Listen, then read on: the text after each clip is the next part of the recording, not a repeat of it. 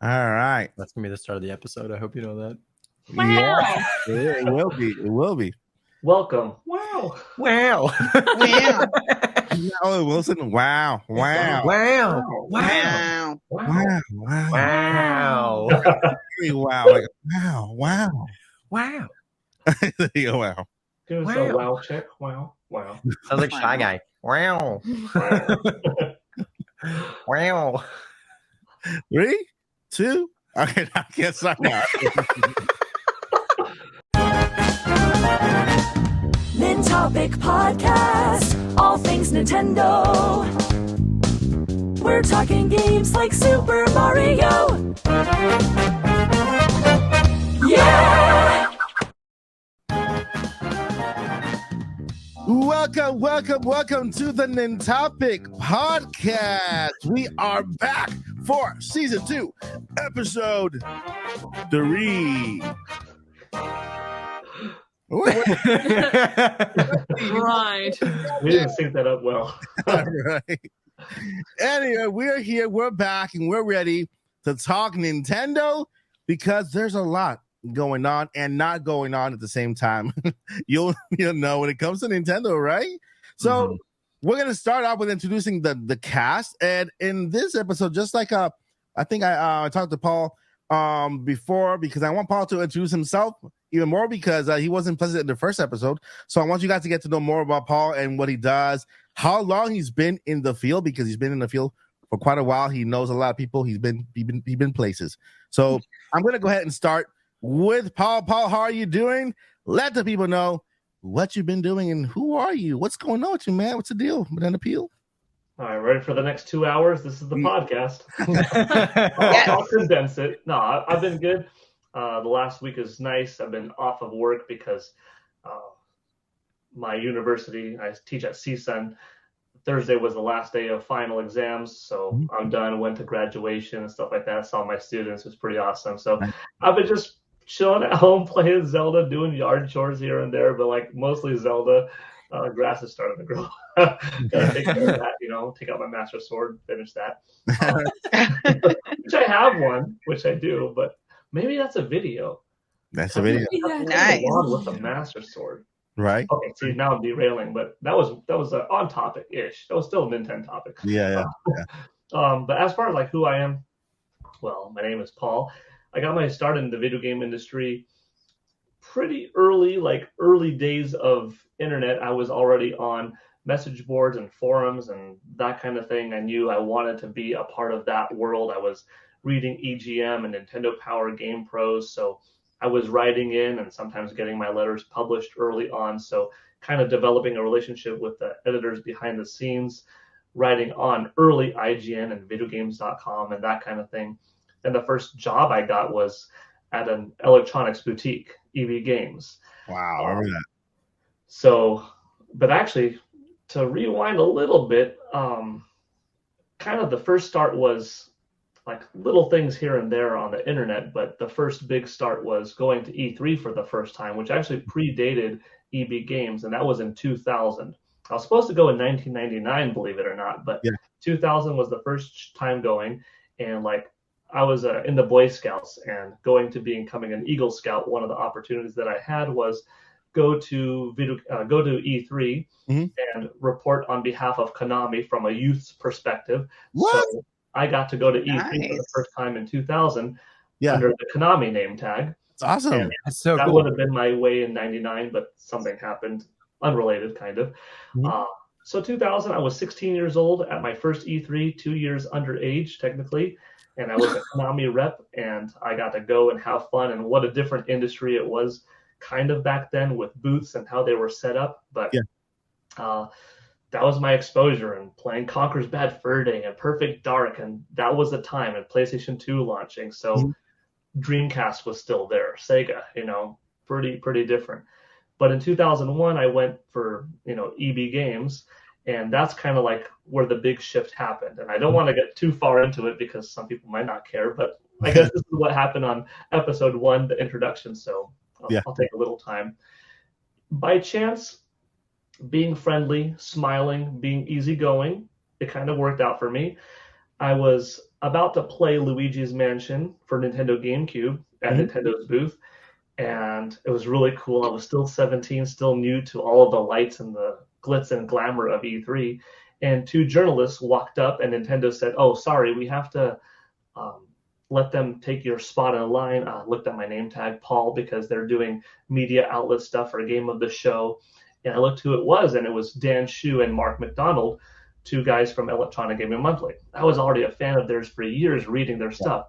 Yeah. And they said, like, "Oh, we're sorry, Paul. We'll be quick." I'm like, no, it's okay. Take your time. And I waited for them to finish playing. And then, afterwards, they said, "Oh, sorry again." But I had an opportunity, like, "Actually, would it be all right if we talked a bit? Because I'm a big fan of yours." And like, "Oh, good." And we ended up talking several minutes, took a picture, kind of got to know each other. I sent that photo to their offices in Chicago. Yeah. And they wrote back like, "Hey, it's actually on our desk and stuff." Then they formed gamers.com, which was like the website equivalent to EGM. Yeah. And I was on the forums for a while, and they said, "Hey, you got a good, sense of the industry, pulse for it, get along with people in the forum. How would you like to start working for gamers.com?" So in March of 2002 now I was officially with gamers.com under Zip Davis Publishing. And, James Milkey, Mark McDonald, Che Chu, Dan Shu, all these guys that were part of, EGM needed somebody on the website who could kind of correlate in the forums as a moderator, as an administrator, to relay back information between the EGM crew and the website visitors. So that year's E3, now it was under like Zip Davis Publishing for gamers.com, getting to go to E3. And I had Q&As for the fans where every single question asked, it was tedious, but I loved it. I went to E3 and I got to report back directly to the forums and just fill up this relationship between the fans and the website. Like, you want to know how that D-pad feels when doing a Hadouken on it? Let me tell you what this D-pad feels like. Wow. You want to know who had the best booth? Let me take pictures and I will show you. It was very hands-on and it was really cool. And then from there, gamers.com, oneup.com, bitmob.com. I worked for all of them. That was like 2002 to 2013. Midway through, I formed Polygale Network. That's another story, but it's a good one if you want me to go there. And I worked for shagmag.com. I was their video game guy for a couple of years from 2020 to 2021. Yeah. I've been around covering video games for over 2 decades. A couple of interesting stories along the way too. A couple of things that probably wouldn't expect. You got to do that. Yeah, I got to do that. So I don't know. You tell me when to stop because. And I just have 2 questions. How many E3s have you been to? 20. And 20. Every E3 from 2000 to 2020. And if you want to count 2021's online, 2000 to 2019, 20's got canceled.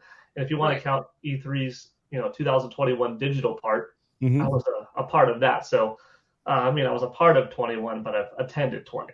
20 and a half. 20.5. Really, it's pretty solid. A fun thing, 2020's was canceled. Yeah. But I made like a little bit of content for this would have been E3 week. So here's what I thought could have gone down. And my thing at E3 is always, I take pictures with former friends, or current friends, but people that I've met formerly, right?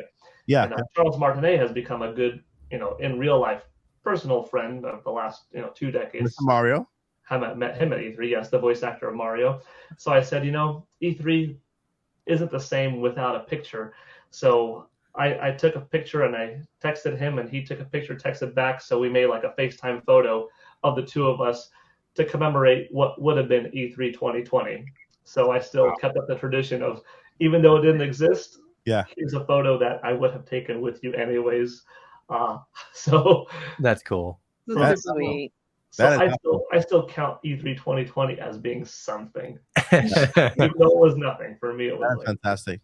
I had that. Guess what? Paul Gale is part of this podcast. You'll hear more stories. We'll give you the floor to share a lot of the stories you have behind the scenes because, man, hello, this is the Nintopocs podcast.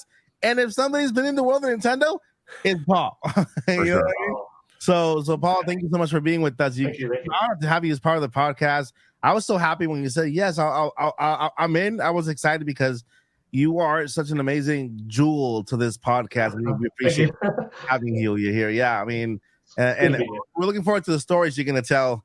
Through these episodes that they're ongoing. So make sure to subscribe to hear some of these stories that you have. Paul's Story Corner. Paul, New segment.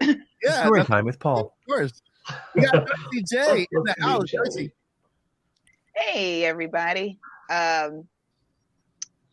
I'm Joycey J, and I am not anybody special. I just like Nintendo and like their games, and he's our Zelda doctor. She's our Zelda doctor. Okay, I love Zelda, but we'll get to that. But yeah, follow me on Twitter, I guess. Whatever. Yeah. she's our Zelda super expert professor doctor. That's her title. For sure.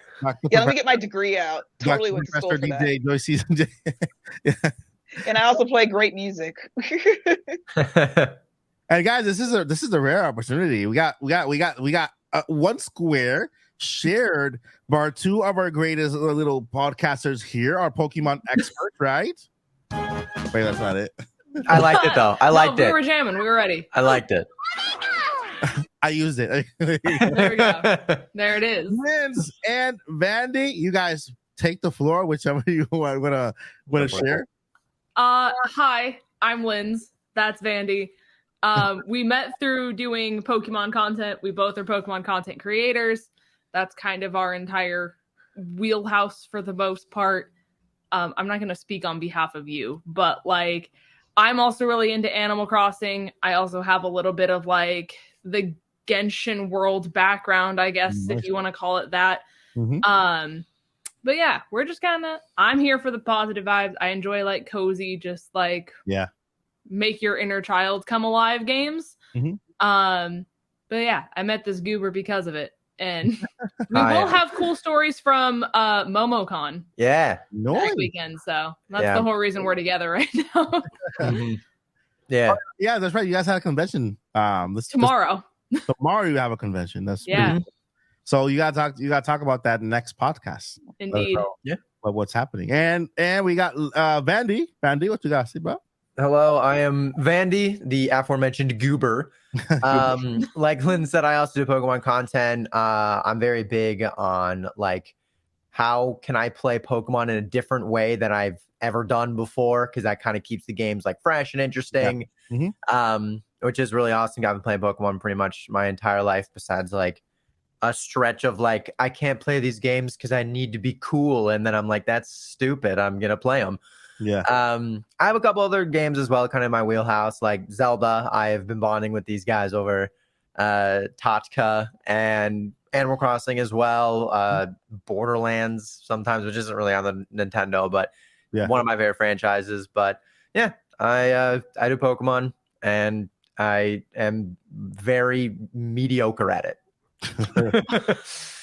Entertaining, I think, is the word. Entertaining, yes, because I lose, and that's entertaining. He also has basically every shiny in the game. So. I have a lot of them. That's a fair point. I have a lot of them. I'm talking about shinies. I personally do not believe in shinies. I think they're a myth. I think they exist for sure. I have never caught one in my life before in playing Pokemon. They don't. How many did you catch in a 5-minute period? They don't arrive. They don't come to me. I'm not sure why. I've never seen one. I'll share this shiny with you. Somebody sent me a shiny. Stop breaking the game. Don't break the game to pretend. I mean, you're shiny. Fair point. My community also does that. I think it's a flex. I was looking for one for a year. Yeah. And I also did trades. And every trade I did, they sent me the one I was looking for as a smack in the face. And I'm okay, haha, that's funny. Yeah, I played Pokemon Go for such a long time. Never caught a shiny. Pogo, yeah. I pulled up his stream once, and he got 4 shinies within probably 5 minutes. Yeah, and one just back to back to back. Every time he turned around, there was another standing there. I have this thing called content luck. Content luck is either really good or really bad. So content luck that's bad, it's I could miss move 8 times in a row and then lose. Or good could be I got 11 shinies in 30 minutes, which did happen. And there's just no telling what kind of luck you're going to get. That's how I feel when I play Splatoon. It's like some days it's really good. It's like 20 matches in a row, all wins against hard teams, and it's great. And then other days it's like 20 The lose wrong streak. crew. It's like 2 games is enough for me for today. Yeah. I'm good. I'm gonna play Totka. How good? How good? Totsuka. It's Tears of the Kingdom. Totsuka. Abbreviated, just saying it out loud. Totsuka. Yeah, I hope people picked up on that. Oh, I totally didn't. I really thought that was like another Tears of game. the Kingdom. Tears of the Totsuka. Kingdom. What's Tears of the the Kingdom. game called? Totka. Totsuka. It has a cute little nickname now. I like Yeah, it. You can blame me. crying over the castle, Totka. Yeah. Totsuka. Totsuka. How do you reread crying over the castle? It's like crying sea Over the cove. No.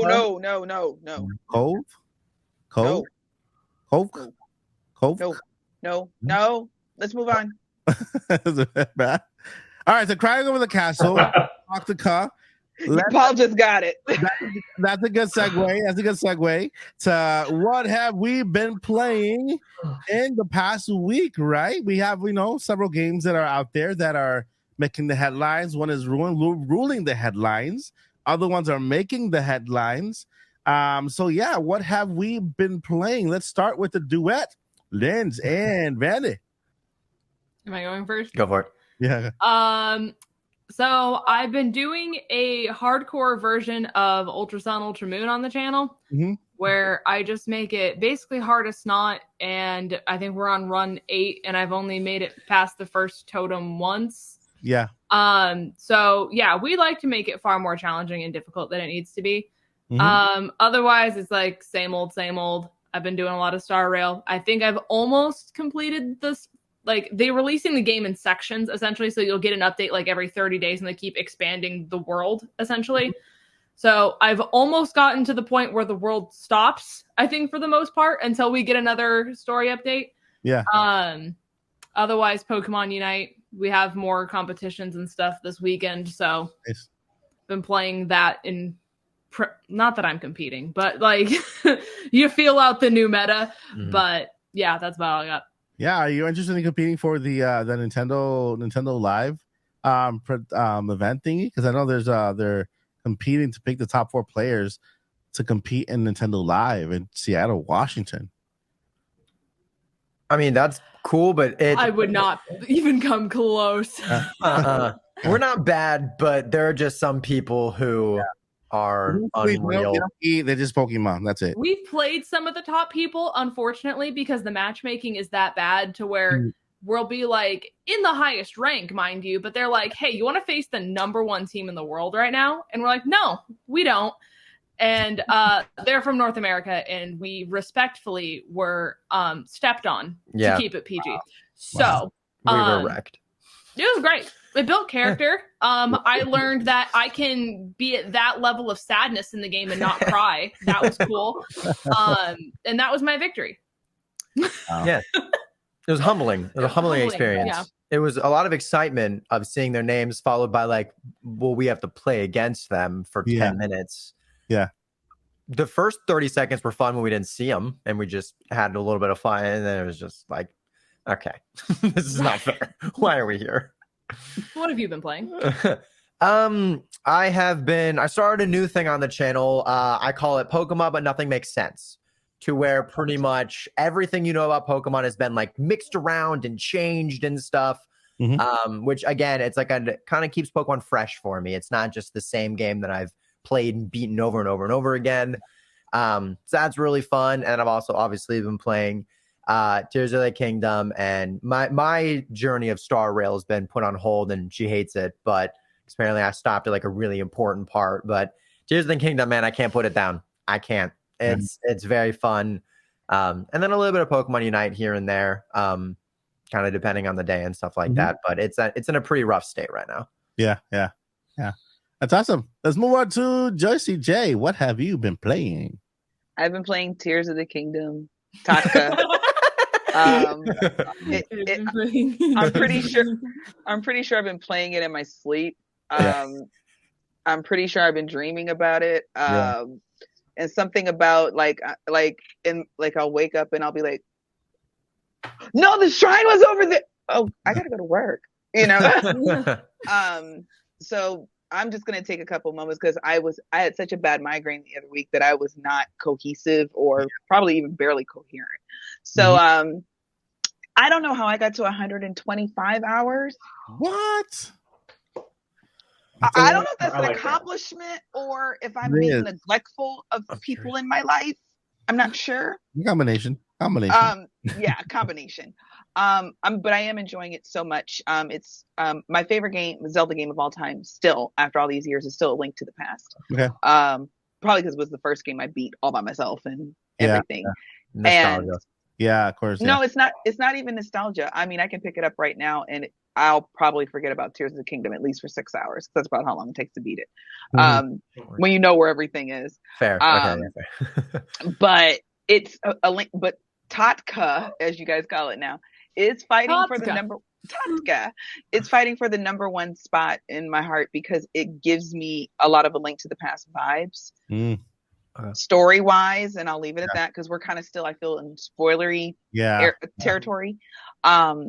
It's a little secret everywhere. I personally believe as much, and I am having fun just building a bunch of random stuff, but I kind of think that you need like your horse for actual long stretches of, getting from one place to another kind of end game. Because if you get a horse now, you're going to stop every 10 seconds. Ooh, what's that? Ooh, what's that? Ooh, what's that?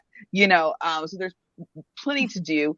The world is huge. And one of the things that I said before, I haven't said it here, but it finally dawned on me is that this was really the game that the fans built because all of our concerns, queries, comments, drama about Breath of the Wild were all put in Tears of the Kingdom. We said, we wanted a beefier story. I don't know if it's better or not, but it's at least bigger, much, much bigger. We said we wanted more dungeons. I don't know if we got more. I don't know. Nobody tell me. But I don't know if we got more, but we at least have unique dungeons, unique bosses. We got way more enemy variety. Good God. We have caves, better side quests and adventures that actually impact people's lives. And I think the biggest thing for me that I really, really enjoy is not only that NPCs know you from the big characters know you from before, but I like the fact that nobody's waiting on Link this time. Everybody is using whatever talent they have to contribute to the rebuilding of Hyrule, trying to figure out what's going on with the evil in the land. We'll leave it at that. And trying to figure out what to do next and everything. And the fact that Link shows up is like, oh, thank God you're here. Okay. Yeah, go find Zelda and kill some monsters over there and go find out what's going on in this village and check back in, okay? I really like that because every time it's kind of like everybody's just kind of in their own zone and Link just does everything. But now it's like everybody's moving on and moving up, and I really, really like that. So I'm enjoying the heck out of the game. It's endgame. Like endgame. Get ready for that final battle. It's awesome. And Paul Gale Network, what have you been playing? Hadouken. Yeah, Hadouken. For our weeks, I'll be doing some more Hadouken. Shirt on with his Hadouken just across the chest. Really cool shirt. So yeah, that's why I said Hadouken. Just in case you were. Go ahead, Paul. I love Street Fighter. Street Fighter 6, a couple more weeks from now, that's what I'll be playing. Nice. But I'm not going to be putting down Tears of the Kingdom anytime soon. It's just too big of a game and too good of a game that it'll be part of my daily routine for a long time, even after I've beat it. And that is what I've been playing all last week, putting in another 40-ish hours in the last 7 days. It's been good, feels good. It's like being, high school student again, on a summer break without a care in the world or winter break and just playing for long hours. And yeah, it's an amazing game. It's really good because I feel like you can pick it up and probably play for 20 minutes saying, you know what, let me just find a Korok. Let me go in an area that I haven't been before and bust out a couple of Koroks, because there are 1,000. There's a lot of Koroks in the game. I don't know how many. I don't have that many yet. I have like 60 or something like that. But there's a lot. I have like 4. I'm ignoring them completely. So you can go on a Korok quest and just say, I'm going to play for 20 minutes. Now, I haven't done that yet, but you can. Because years later, I still go back into Breath of the Wild once in a while. I take out Hero's Path, and I'm like, let me go in this line. I'll put on my, Makar mask, Korok mask, and I'll go here. And sure enough, it starts shaking, and I find a Korok 6 years later, because I was never a person that got all 900 in the first place. I've got like 500 or 497, so That's a little fair. more than half. And I've been playing the game for like 440 hours put in. To be fair, I wasn't looking for Koroks that whole time, but that's what I mean. Like, you could go back and have a little fun getting a Korok or two. And then Tears of the Kingdom, I feel like I'll eventually do that. But right now, I want to do some story stuff. I want to do some shrine stuff. I think I want to do some side quest stuff, but then I get side quested with a different side quest, and then I go into and then the side quest grows because you think my gosh. you're doing one thing, and then it's like, oh, by the way, I need you to also do, and then like 10 more things pop up in your adventure log. It's so big and it's worthwhile. I don't want to say where it was. Maybe you'll know, maybe not. Maybe it's a tiny spoiler in saying this exists, so I'll be very careful. Not everyone knows right now about like the depths, correct? Yeah. Not there. Oh yeah. Just a standard underground cave. I went through what I thought was just a normal little entrance to fill a mission, and this cave went on and on and on and on, and in multiple layers, and more and more and more. And then I thought it was done, and I see something else, and more and more and more. And like by the end, since it was a part of the normal ground map, I was like, let me see where I'm at. And I started here, and I was way over here. I was traversing underground for a couple of big chunks on the map. Wow. And that's miles of thing. I was in there for like 2 hours traveling in this direction. And it came at a time where I was like, yeah, I'm ready to go to bed. I put in like 6 hours of Zelda, but let me do this last thing. That last thing was 2 hours of underground. I'm like, what the heck? All the games, like Wind Waker had its on the main island, hole after hole after hole after hole, and there was like 100 deep. It was like that, but much bigger. And the fact that that is in the game and a couple of other experiences like it just blows my mind. It is such a joy, such a treat. I did play a little bit of Tetris 99 in the week also, which is surprising because I love Tetris, and I have a lot of first place victories in Tetris 99 and even 1 or 2 Invictus championship victories. That's like a champion of champions round. Like, you have to be a former champ to play against other champs in this. That's really hard. But I'm like, once in a while, I like to see, make sure my Tetris skills stay up to snuff. And then it takes a few rounds before I could get one first again, because people play that all the time. So they're like Pokemon. There's people that are nonstop in one thing. Like, anyways, Zelda, like y'all, a little bit of Tetris. I don't know how you can only sit there and just like, I'm just going to play for 20 minutes. See, that's my problem.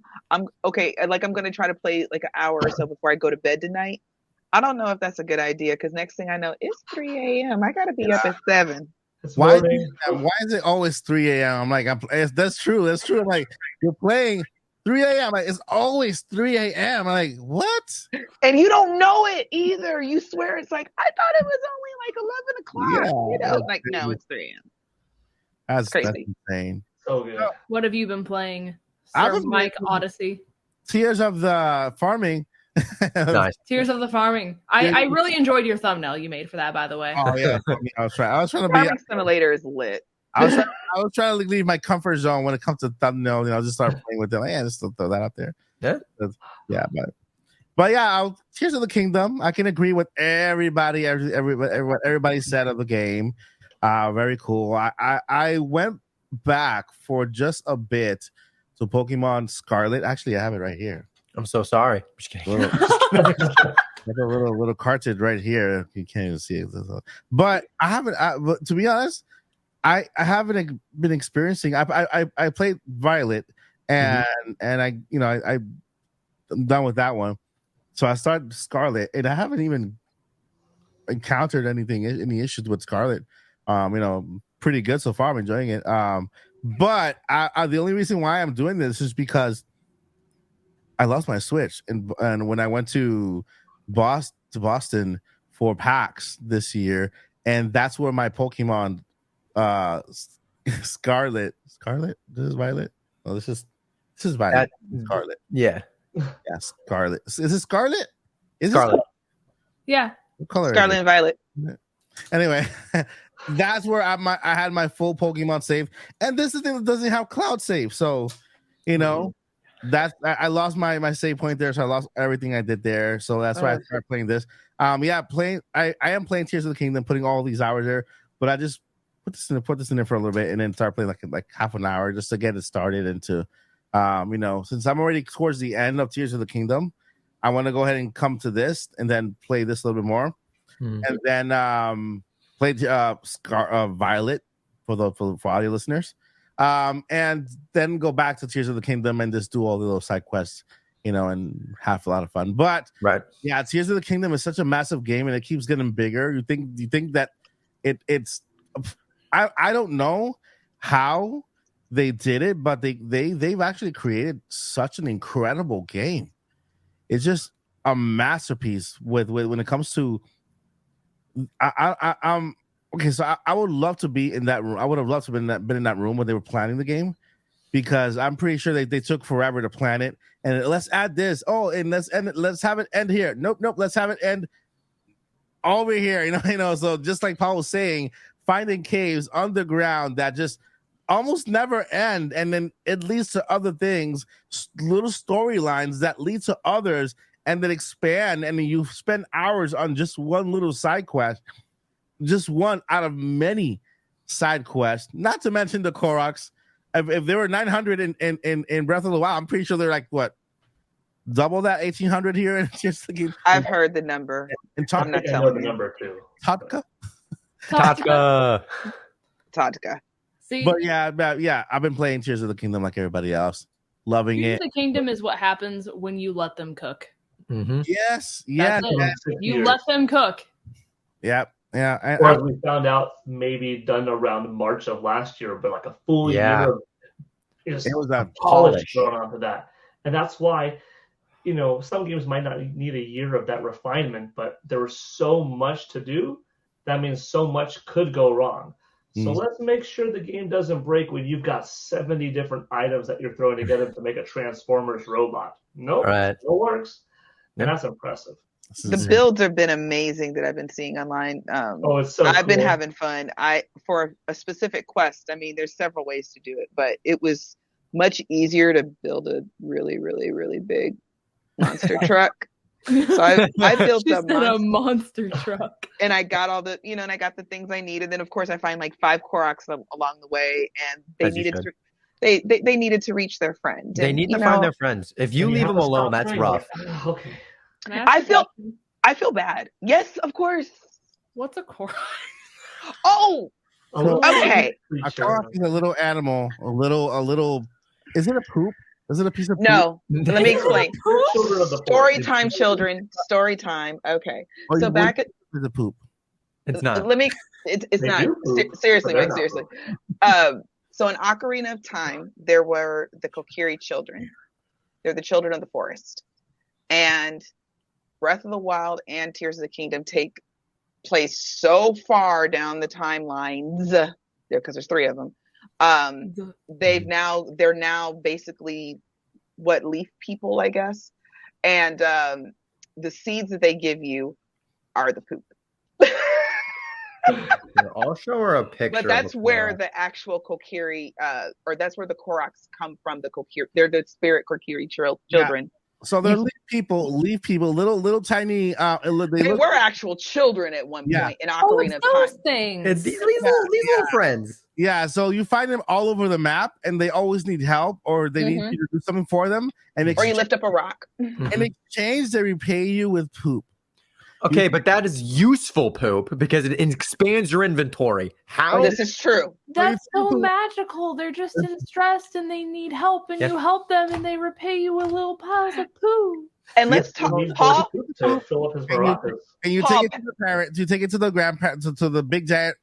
What do you call that? His name is Hetsu. Yeah, you take it to the big giant. He looks like a big piece of broccoli. Yeah, and then he'll exchange it for more space on your inventory by doing a dance. It's Paul, back me up. It's a new magical Hestu poo that leads to a magical dance. Yes. The Hestu dance is like lit now. You gotta back me up on that. The dance has changed. Skip it. I don't skip it. I never skip it. I dance along with it. Yeah, it's a little samba. It's a little more hip now, so it's pretty cool. Hey Vandy, you can have Lindz just like go on all the Korok quests for you because she'll love that. It's just they really are cute. Yeah. But Do they speak? They go kind of like that. They don't say words now. They don't have like a voice actor. They actually do speak because they have text you have to read. They actually. I think she meant like actual words. They have sounds, and then it's like thanks, or it's like help me find my friend. It's like little Pokemon sounds, like little cute Pokemon sounds. It's genuinely. It pretty much is like it has the same exact mannerisms as a Pokemon, but a lot more helpless. Yeah. Or like Animal Crossing where they have it's pretty much they pretty much have a soundbite, and it's like this tiny little puzzle where it's either like you find like a rock, you lift it up, or like there's like a lot of rocks in a circle, but there's one missing, so you gotta put a rock right there, and then it's like, hey, Korok. I have the confession to make. I feel bad about this after doing it, but I ran into one who needed help. Huge giant backpack at the end. He wanted me to reunite him with his friend, which is all the way across the map. Oh, look at my friend, he's making smoke over there. He's like making smoky things, whatever. So I'm like, okay, yeah. I built a little ship. I built a little. I put a whole bunch of rockets at the back so that I can just, try to make it at the end. So I'm like placing everything at the end, and it blew up.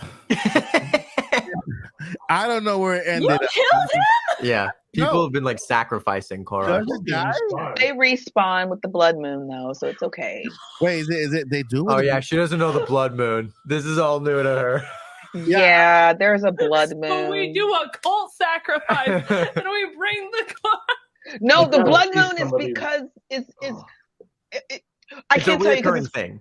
It's supposed to happen. It's gonna happen when we want it to or not. That happens in Breath of the Wild. Breath of the Wild, when you kill something, Breath of the Wild, and then all of a sudden blood moon comes out of nowhere. The monsters come back. I'm like, all the monsters you've ever killed come back to life during a blood moon. But I guess the Koroks do too. Is that the creepy man with the eyes? No, the blood moon's like an actual moon. Like when it rises, it's red. But isn't that the other moon where he looks angry? That's Majora's Mask. That's Majora's Mask. That's not the blood moon. So I was going to say, if that's what you see in all the demons come out, that's like my nightmare. That is much worse. Somebody did have a theory about that. That thing is not okay. I don't like that thing. Maybe they're related. Moon's stuck in the Zelda universe. Let's just leave it at that. Okay, so all right, segue. Let's move on to the next topic. He's like, we need to nerf her. We'll leave it at poop. All right, so right now we are going to segue into a section called Knock it off, you two! I love that segment. That's my favorite segment. Mom, Dad, please stop fighting. Hey, we've been good today. You have been good. You guys are been good. Let me go ahead and now before we started. That was like the intro. I'm like, news in my corner. Anyway, so this section we go around and everybody basically it's called news in my corner, but it's not necessarily just about news. You can share something you've learned, something new you learned. You can share a cool detail, something that you part of your knowledge as a Pokemon masters that we have. We have Nintendo master, which is Paul. We have a Zelda master, which is Joycey, right? And then we share a little bit of either news or something interesting that we've learned in the week. So news in my corner. We're gonna go ahead and start with Joycey J. Joycey, what's happening in your corner? I just realized I have my diffuser here and my desk is a mess. I don't know if you guys can see it, but that's why you occasionally see smoke. It smells like peppermint in my room or in my office. So yeah. Anyway, I thought that was your coffee the whole time. I was like, that is so hot. No, guys. Joycey has a mug the size of a boat. Of the blood moon.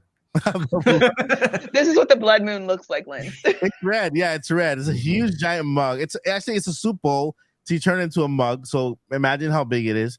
And she's drinking coffee from it, which is crazy. So which is crazy. Good way to He work says out. crazy. I say respectable. We are not the same.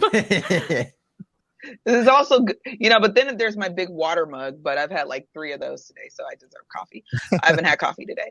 Okay, well, as far as news, there's honestly, as far as actual news, there's not a whole lot, but of course, everybody knows Nintendo has updated the 3DS. Yeah, remember those? Go dust it off, maybe plug it in like I need to do. Version 11.17.5-50 is now available. Basically just stability to firmware, but also it's basically to try to stop hacking and modding. yeah, that's basically it. Yeah. Which has already been broken.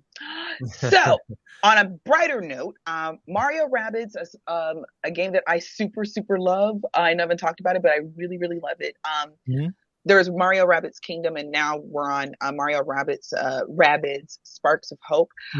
We're getting more DLC mid this year. It's called The Last Spark. The Last Spark of Hope, I think. Yeah, sounds depressing, actually. I think it's just the end. It's just the end of the story. Last Spark of Hope. Then it's just downhill. Yeah. It's Mario. He always wins. It's so true. It's He's Mario. undefeated. He always wins. He is undefeated. He is He's undefeated. never lost. That's why him and Link get along. They're like buddies and stuff. They hang out. Well, Link's lost when I played, so. Oh, I've died a lot. R.I.P. to the homie. Yeah, I've killed Link many a times. Is it that you killed Link, or you got one-shotted by a Lionel because you thought you could go into the field? Oh. I will say I probably like 90%. It's like just things are way too overpowered in that game. There are definitely a few where like I get distracted and I'm diving and It humbles you. Enemies will humble you. Yeah. This is master mode. yeah, it's so hard. It is. Like Tears of the Kingdom is in master mode already. They don't need to release one. It's crazy. Good It's level very- of difficulty. And yeah, it's called The Last Spark Hunter. That's a crazy cool name. The Last Spark Hunter. I'm sorry. That's I less didn't write depressing. all that. So who's the Last Spark Hunter? Mario? Probably. Oh no, it's teased. They haven't told us exactly who it is. yet. Okay. Yeah, that's also on my backlog that is going to get played after Tears of the Kingdom. Nice. I have a lot of games to play after Tears of the Kingdom. I'm actually very excited. I mean, that's good for Nintendo fans. That it doesn't end there. Hopefully, we ate good this gen. yeah, we did. Oh, We're so fat. We're Nintendo fat. I don't like that. It makes sense to everyone, but it's metaphorically we're Nintendo fat. Yeah, That's what we are. metaphorically. Yeah. Metaphorically, we're Nintendo Of course. fat. Yeah. very good. I mean, we can't complain because people are complaining on Microsoft's side because they have yet to release a first party game for this generation for their current Microsoft Xbox Series X. I've had it for like forever, and I've still yet to experience like a game by first party game made for that current generation of, except if you count Horizon and the racing games and stuff like that. But when it comes to like a major first party game, so I'm looking forward to what's that game? The Star City, Starfield. Star Quest, Starfield. Starfield. I know it's Star Starfield, Star but Fox. I want Star Fox. When is that coming out? Sorry. Star Fox. Continue. Sorry. we have been eating well. Is that what you have today, Yoshi? When it comes to my eating? Oh yeah, that's it. I'm sorry, but I am excited about Mario Rabbids. Go You play got it. good news. You got good news. That's good news in your corner. And Mario Rabbids. Go play it. Let's move on to Vandy. What's in your corner? Mine's a little more sad. Pokemon fans are once again a little bit upset. As they are. As they just are a lot. But they do have a tiny bit of a reason. Pokemon Home.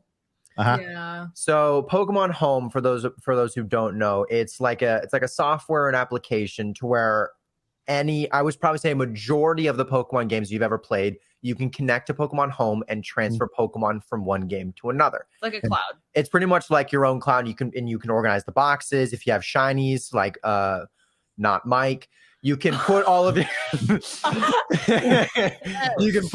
shinies into the boxes and keep them and transfer them.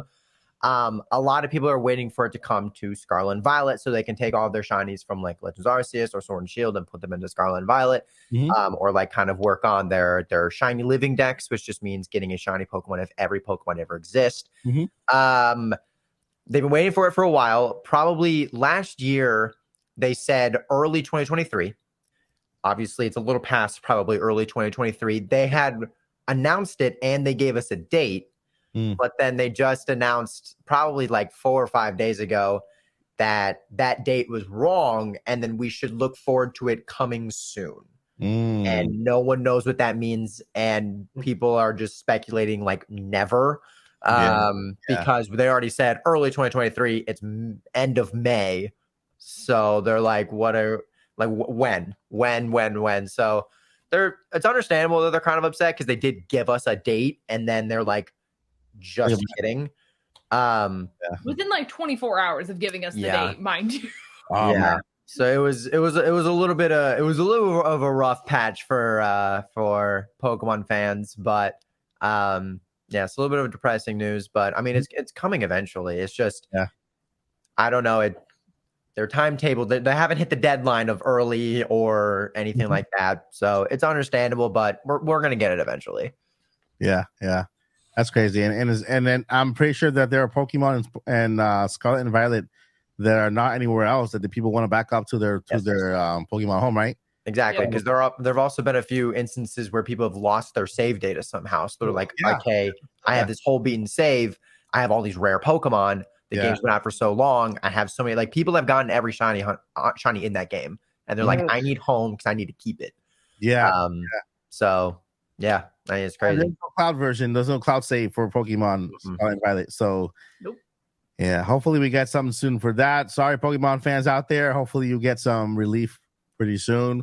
Pokemon Company, what's going on? What's the deal? Banana Peel, check it out. Lindz, what's up? What's going on? Is it the same news or other news? What? Are you talking about the same exact news or other news? I have other news. Okay. So we have Ohio that's happening. I believe it's finals for a lot of competitions. I know Unite's happening. I'm assuming VGC, TCG, Go. I'm assuming it's all there. It sounds like it's regionals. From my understanding, it's been a very busy week, so I haven't had a chance to really like deep dive into it yet. But I know a lot of like really cool teams that really haven't gotten like a ton of recognition, especially in the Unite team, ended up making like top 8. So giving them like a real chance to shine and be on like a big screen is really, really cool, especially in North America, since Europe has had a little bit more of a time to shine this year, I would say. So seeing North America do that, kind of cool. Other than that, I don't really have a ton in the land of Pokemon. I feel like I had another thing that was in my head as Joycey was going, but it's just not here anymore. And I didn't write anything down. And then, but overall, there's not a lot happening in the world of Nintendo as a whole. Right. Yeah, we're kind of in this tornado of Tears of the Kingdom, like just swirly. And then it's funny because I go out and I look at news outlets, and they have like 10 Tears of the Kingdom topics at the, back to back. I'm like, there are other games. Drought. So it's a confirmation of a big one. You have anything else, Lindsay? I'll let you know if I think of my other thing, if it ever comes back to my head. But I mean, as of right now, the big regionals in Ohio is really about the main thing that my brain is saying. And knock it off, you two. Thanks. We didn't do it. What is that? A ghost? Did Josie leave? She messaged. It looks like she'll be right back. She's coming right back. Yeah, it looks like a ghost just hanging there because you left the. It does look kind of creepy, doesn't it? Let's go out to Paul Gale Network. Paul, what do you have in your corner? All right, I just typed it. Confirmation with a K for Mortal Kombat 1 officially coming to Nintendo Switch. That's right. An early report said that, a new MK game would be coming, and it looked like Nintendo Switch was having a build, and then that was proved. We got the trailer for MK1.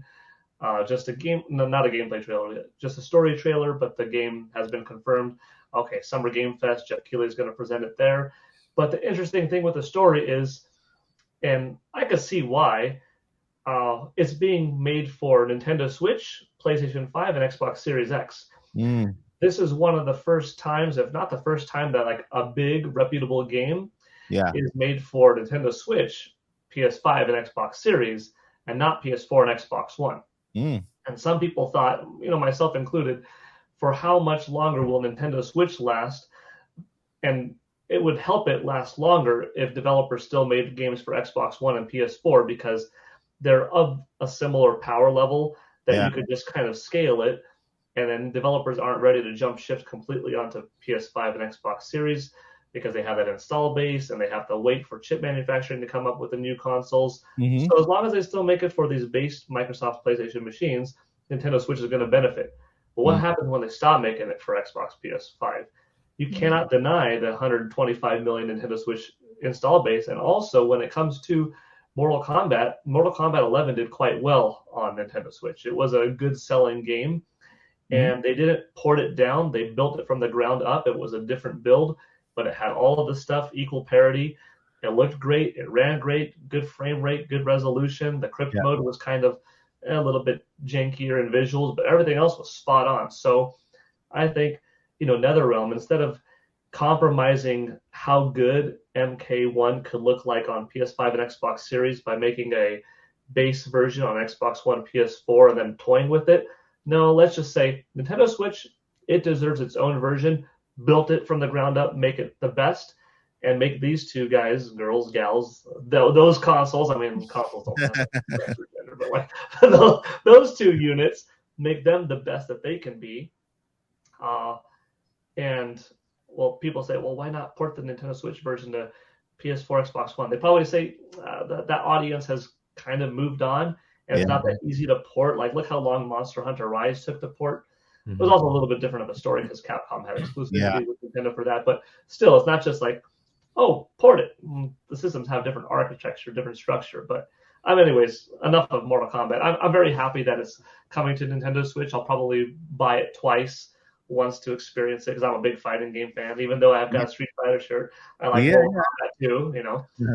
This is my favorite fighting franchise. But that's a big win for Nintendo, and I think it's really good to see because usually when that new hardware comes along, they kind of start to forget about the old. Like with Wii, when the next systems were coming out, the only companies kind of supporting Wii were Ubisoft with Just Dance.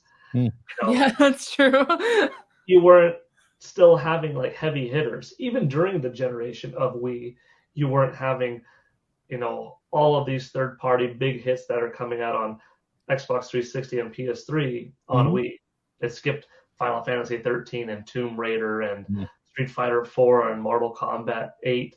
Like Nintendo Switch actually had quite a few of these, titles from the PS4, Xbox One group, and now it's continuing to live on into PS5, Xbox Series. So I don't think Nintendo's in a rush to release a new system right away. It is a very viable piece of hardware that's still talked about, that's still being played. When it sells second, that's still selling better than third. And second's not bad. It's just less good. And as we saw in April, it actually got first. So if you're not first, you're last. No, I'm kidding. Yeah, first. Joyce expects more. Another little bit of news. It's funny. Depending on whether you count Lion King as a animated film or not, the 2019 one, Mario is now the third highest grossing animated film of all time, or fourth if you're considering Lion King. But regardless, it did top Incredibles 2, and now it's gonna top Frozen in another like 10 days or something. Frozen 2, right? And then Frozen 1? I think Frozen 2 is higher. Okay, Frozen 2 is higher, and then Frozen 1 is the one that's second right now. Frozen is second or third if you count Lion King 2019, which is a weird thing to say. Like, I'm curious what you think, but then that might derail. Is the Lion King 2019 an animated film? It is. It is live action, but it's not live action animals. It is CG. It's CG. To look that way. Yeah, it's all CG. It was built in an engine, and like in the entire production, I saw how they were building it. They used real structures, but they had the structures padded with something, and then they had VR sets, and they were just designing and building. It's incredible. You have to look up how the behind the scenes of that movie. But I think it was one of the first times they actually did that, and then they started using with other movies and stuff. But it's completely CG. So I don't call it live action, although it's live action how the animals look, right? And how the atmosphere. I think the atmosphere is supposed to look realistic, but it's still animated in a way. You know, well, you can count cartoon animation as one, like animated, like a cartoonish kind of look, like Frozen, and you know what I mean. Those are meant to look that way. Yeah. So, it's kind of like how when you see like an AI picture of like a person and it looks real, but it also looks fake at the same time, and your brain has that like weird in between of like it doesn't know how to process it because it looks so realistic but fake at the same time. Great. It's kind of like that effect where like it looks real but your brain knows that it's not, so it's in this like weird limbo state almost. You know what it's like? It's kind of fakes. I'm not trying to get too creepy, but it's kind of like those deep fakes, and you know something's off, but you don't know exactly what all the time. And it hasn't been perfected yet, but the fact that the level of CG for that movie was as good as it was, like it's insane. Like they're so talented, it's nuts. Yeah, that movie looked completely real to me. They had Beyonce money. I didn't see Disney's got a lot of money. Yeah, that's what I'm saying. Mario, anyways, like. Yeah, well, Mario does too, but she put a lot of her own money like behind that project too. You liking? Mm-hmm. Like because she was. She did the soundtrack, right? She did this. Yeah. Okay, yeah. And I'll leave it at that. She did the runs. A part of the soundtrack. You sound just like her. Yeah, right. There's always. I always say that in my daughters, you know how they always have, for example, Moana, right? Moana, they love that movie. But they have a sweet movie. Yeah, they have the version of the music, the main song of the movie, which Moana sings in the movie. But then at the end, I don't know who sings it, like who sings the actual soundtrack. There's another singer. She and she does all the runs and stuff like that. And then my daughter goes like, "No, I don't like it. Too many squiggly lines." Squiggly lines. Squiggly lines. I don't like that. I like the other one. It's more theatrical and more Broadway, you know. And then like the that little stuff. That's very cute. I like that. Funny. But yeah, that's what she calls it, squiggly lines. We all call it now like that here at the house. Too many squiggly lines. I like the other one better. Yeah. So, Paul, do you have anything else in your corner? Oh no, Mortal Kombat and the Mario movie getting closer to 1.3 billion, which is, the movie is available digitally. As a Tuesday night, and this past weekend it dropped at a smaller percentage in theaters than it did the previous weekend. So that means even with digital, people of a high ratio are still going to see it in theaters. Mm-hmm. This Monday, it did better this Monday than last Monday. Wow. It did better. Things so it's still just on the rise. Now, Tuesday went down naturally, percentage-wise, but Monday did a little better. So the Monday, Tuesday combined are like almost equal with Monday, Tuesday last week when it still wasn't digital. So Mario's doing legs. It's awesome. That's fantastic. Very happy to see it. I did remember my other two things real quick. Yeah, go ahead. So Pokemon Go, there's the Shadow Raid event stuff that is really cool. They're doing more with Shadow Pokemon, which is tied to our favorite game. So we're really hoping that that's like an Easter egg, that there is a update to those games somewhat coming in the background, because there were a lot of nods to like mentions in those games. Please. So we're fingers crossed hoping. You also have a Master Ball in Pokemon Go now, which is huge. Never had that before. Nice. And then last but not least, the Evolution event is happening in Unite now. You get Umbreon as a drop, and then they're doing their own special game mode for it. Those are my bits. I remembered them now. Okay. That is fantastic. That is awesome. That's awesome sauce. Well, in my corner, I want to start with to piggyback off of Paul, the theme parks. Okay, the Super Nintendo World here in Orlando, Florida, is opening in 2025. But not only that, it's going to be the biggest of all Mushroom Kingdoms out of the three. Of course, Orlando is like the heart of theme parks of the. They call it that, because Disney World is here and Universal. Disney, they have the bigger versions of other theme parks. Like Disneyland is in California, but Disney World is in Orlando. They got Universal, other places, and here now they're building Epic Universe, which is is going to be bigger than they say bigger than Disney's. It's huge. I'm so excited. Yeah. So part of Epic Universe, we have the Super Mario World, Super Nintendo World, and I am headed out there hopefully this weekend or next weekend to get some footage with my drone, because now there's already, you can see the green, you can see the stuff popping up. But I'm saving this for this moment, for right now. I'm not leaving for last. Right now, Donkey Kong. Donkey Kong Land. Is it coming? Is already, I would say, I would put it maybe 50 to 60% completed. Okay, Nice. Donkey Kong Land. So fun to ride. Kong Land. Okay, which is crazy. It's beautiful. I mean, you guys, I'm pretty sure you guys have seen the images online. It's the extension to the Mushroom Kingdom. Lands of Hyrule is also going to be in Universal Studios. It's they're taking what's called the Forgotten or Forbidden Continent or the Lost Continents. They're shutting it down, repurposing it to make Lands of Hyrule. So we have to hunt Koroks in real life. It's gonna be a game. Will they give me a magical pile of poo? Maybe. Maybe get that at the restaurant.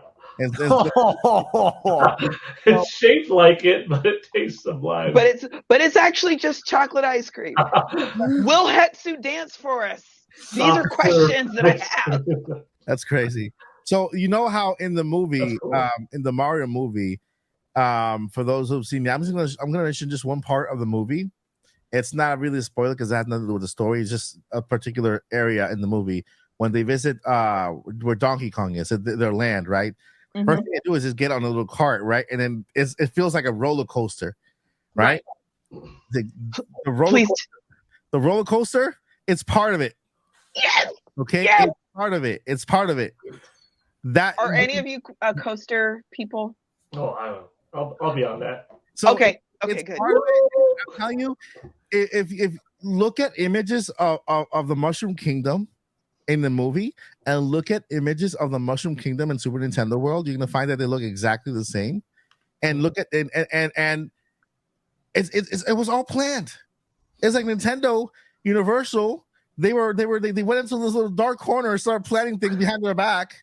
And you know what? Let's build the parks. But guess what? The movies are gonna be just like the parks and stuff like that. And oh my god, it's incredible right now. I'm gonna get some footage for you guys. I'm gonna get some footage for you guys because it looks crazy. So it's gonna be the first Donkey Kong. Donkey Kong is coming over to California as well, but it's gonna be first in Universal Orlando. Then I think they started already in Japan, and it's coming also to California. So they're all gonna have the same exact theme parks. But Donkey Kong is already almost basically 50 to 60% completed over here, to a point where if I fly my drone up, you can see the area there. You can see the area. You can see the tracks. There is this trick that they're doing with the roller coaster that it feels like it's gonna leave the track breaks, right? And there's this big giant gap in between. It feels like you're actually floating in the air. I saw the patent for that. That was amazing. Right? And then you kind of like leave, and then you kind of jump, and then you land on the other track. I'm like, how the heck are they gonna do that? Right? They have a coaster like that. I forgot. I think it's called Mount Everest. Yeah, I was on it when I was at Disney a few months ago, or last month, whenever it was. So they have. So when it comes to the impossible with stuff like that, if anybody can do it, it's the Disney Imagineers. Oh, yeah. So true. Yeah, this is not this Universal.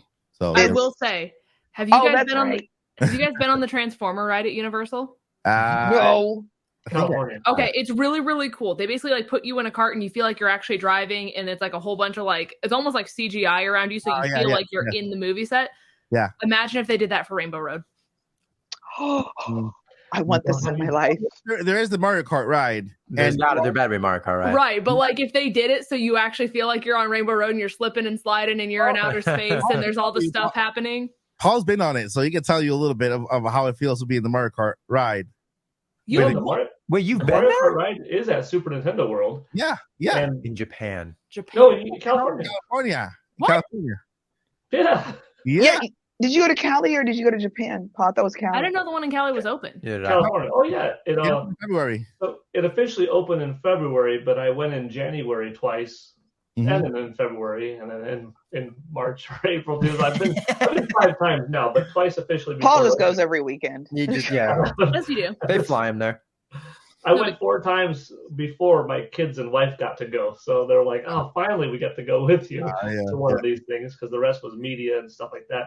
But no, the park is beautiful, but the ride is a lot of fun too.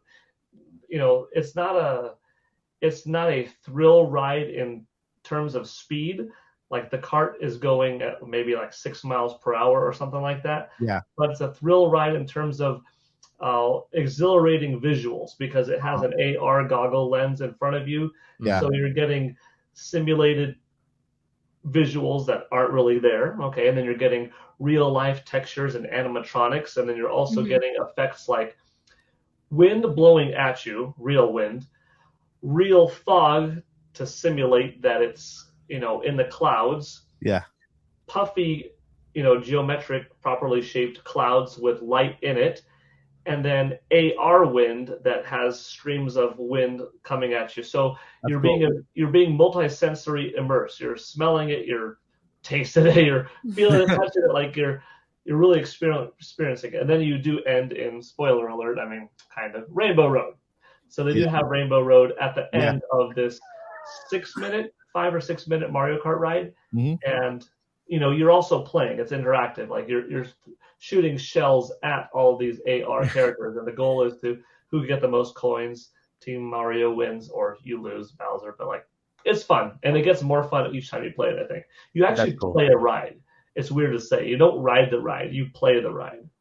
I think that's decently common in some like Universal-esque places. They got like the 3D rides, like the Transformer ones, like the Spider-Man one, and then you have like the game ones where you have like guns and you have to shoot like things and stuff. So I think it's pretty common. I've never had a Mario one.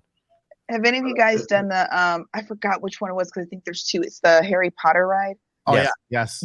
But it's nobody believed me when I was there, but I was like, I'm pretty sure it's all in one room, but the way they move the car and where the dragon comes out and everything, and you feel the hot breath and it feels extremely hot, and then there's this part where the car that you're in, it tilts all the way up, and then it feels like you're going down. And you hear it, and I still couldn't tell if the cart itself was actually moving or if it just simulates all that. And I'm like, that was a good ride. And I'm a coaster person, so that was the fact that I think a simulated ride is good. It's good. Yeah. That's why I think the possibilities for this like entire like Nintendo world is gonna be crazy. Yeah. I mean, I was so excited that when Super Nintendo World opened in Japan, I have a friend who lives in Japan. I read it right, sent them some money, and they sent me all the power-up bands. I have them here, like the entire collection of the power-up bands. And there you go. Those right there. Oh wow. I have them in a little box and everything. I didn't even want to take them out, just like on the shelves back there. The cool thing about those bands is that they're also amiibos when you finish with them. When you come home, they're amiibos of the characters, so you can actually, you know, they have NFC chips inside. You're getting your money's worth. Their brains. So smart. It's amazing, and of course, I'm not gonna even talk about what you do with it, because if you live close to California or Orlando, wherever you live, then hopefully you get to go to Super Nintendo World and enjoy it, because it's fantastic. But yeah, that's basically in my corner. We have that news when it comes to Super Nintendo World. We got Donkey Kong, we got The Legend of Zelda, Lands of Hyrule, and I know there's a lot more coming there. Harry Potter, The Wizarding World, is also going to be at Epic Universe as well. So it's going to be just way bigger. They're bringing Pokemon Cafe to the area. There's a That's funny. Yeah. Mike, can we have the podcast in Cali? Hello. We'll be live from the Mario Kart ride. We can. Can we go to the cafe and a Pikachu brings me muffins and pastries? Of course we can. Pokemon Cafe. And his little apron and his little beret. Of course. Listen. And y'all, it's like, guys, we lost Joycey. She's somewhere in Land of Hyrule. We don't know where she is, but she's having fun. Yeah.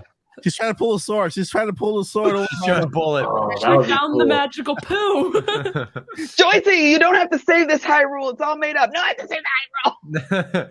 Hey, here. Paul be with me. You know my boys, they're gonna have the I'll great. dress up as Link, everything, name it.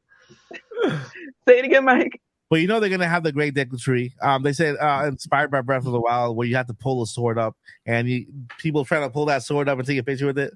You know, so it's gonna be pretty cool. That's me awesome.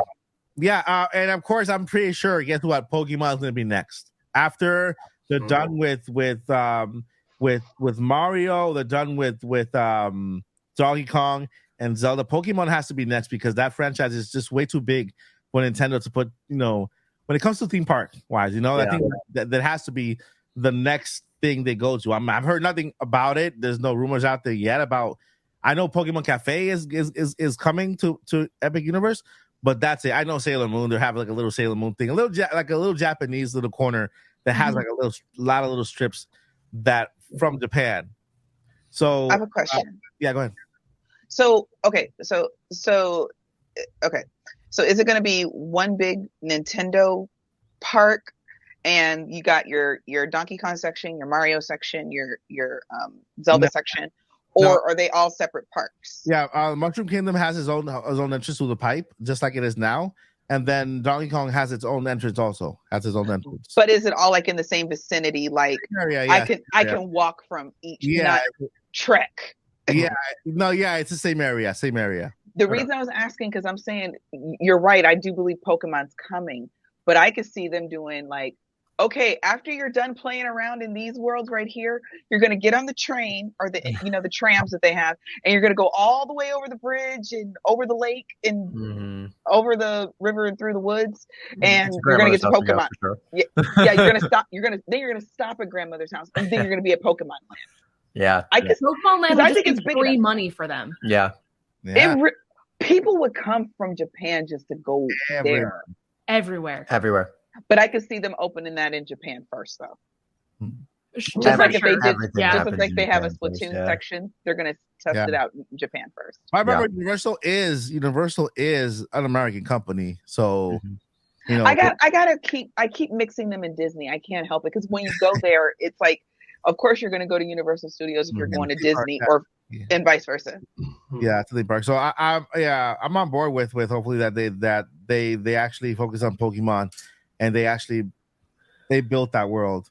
I saw some footage from above, and Mushroom Kingdom is right here, and then Donkey Kong is right next to it. So it's like they're like back to each other. So they're close to each other. And then there's the entrance there's a pipe that is still not a pipe, but you can tell it's the same shape for Mushroom Kingdom. And there's another entrance for the Donkey Kong area as well. You know what, the official name for Donkey Kong area, I don't know.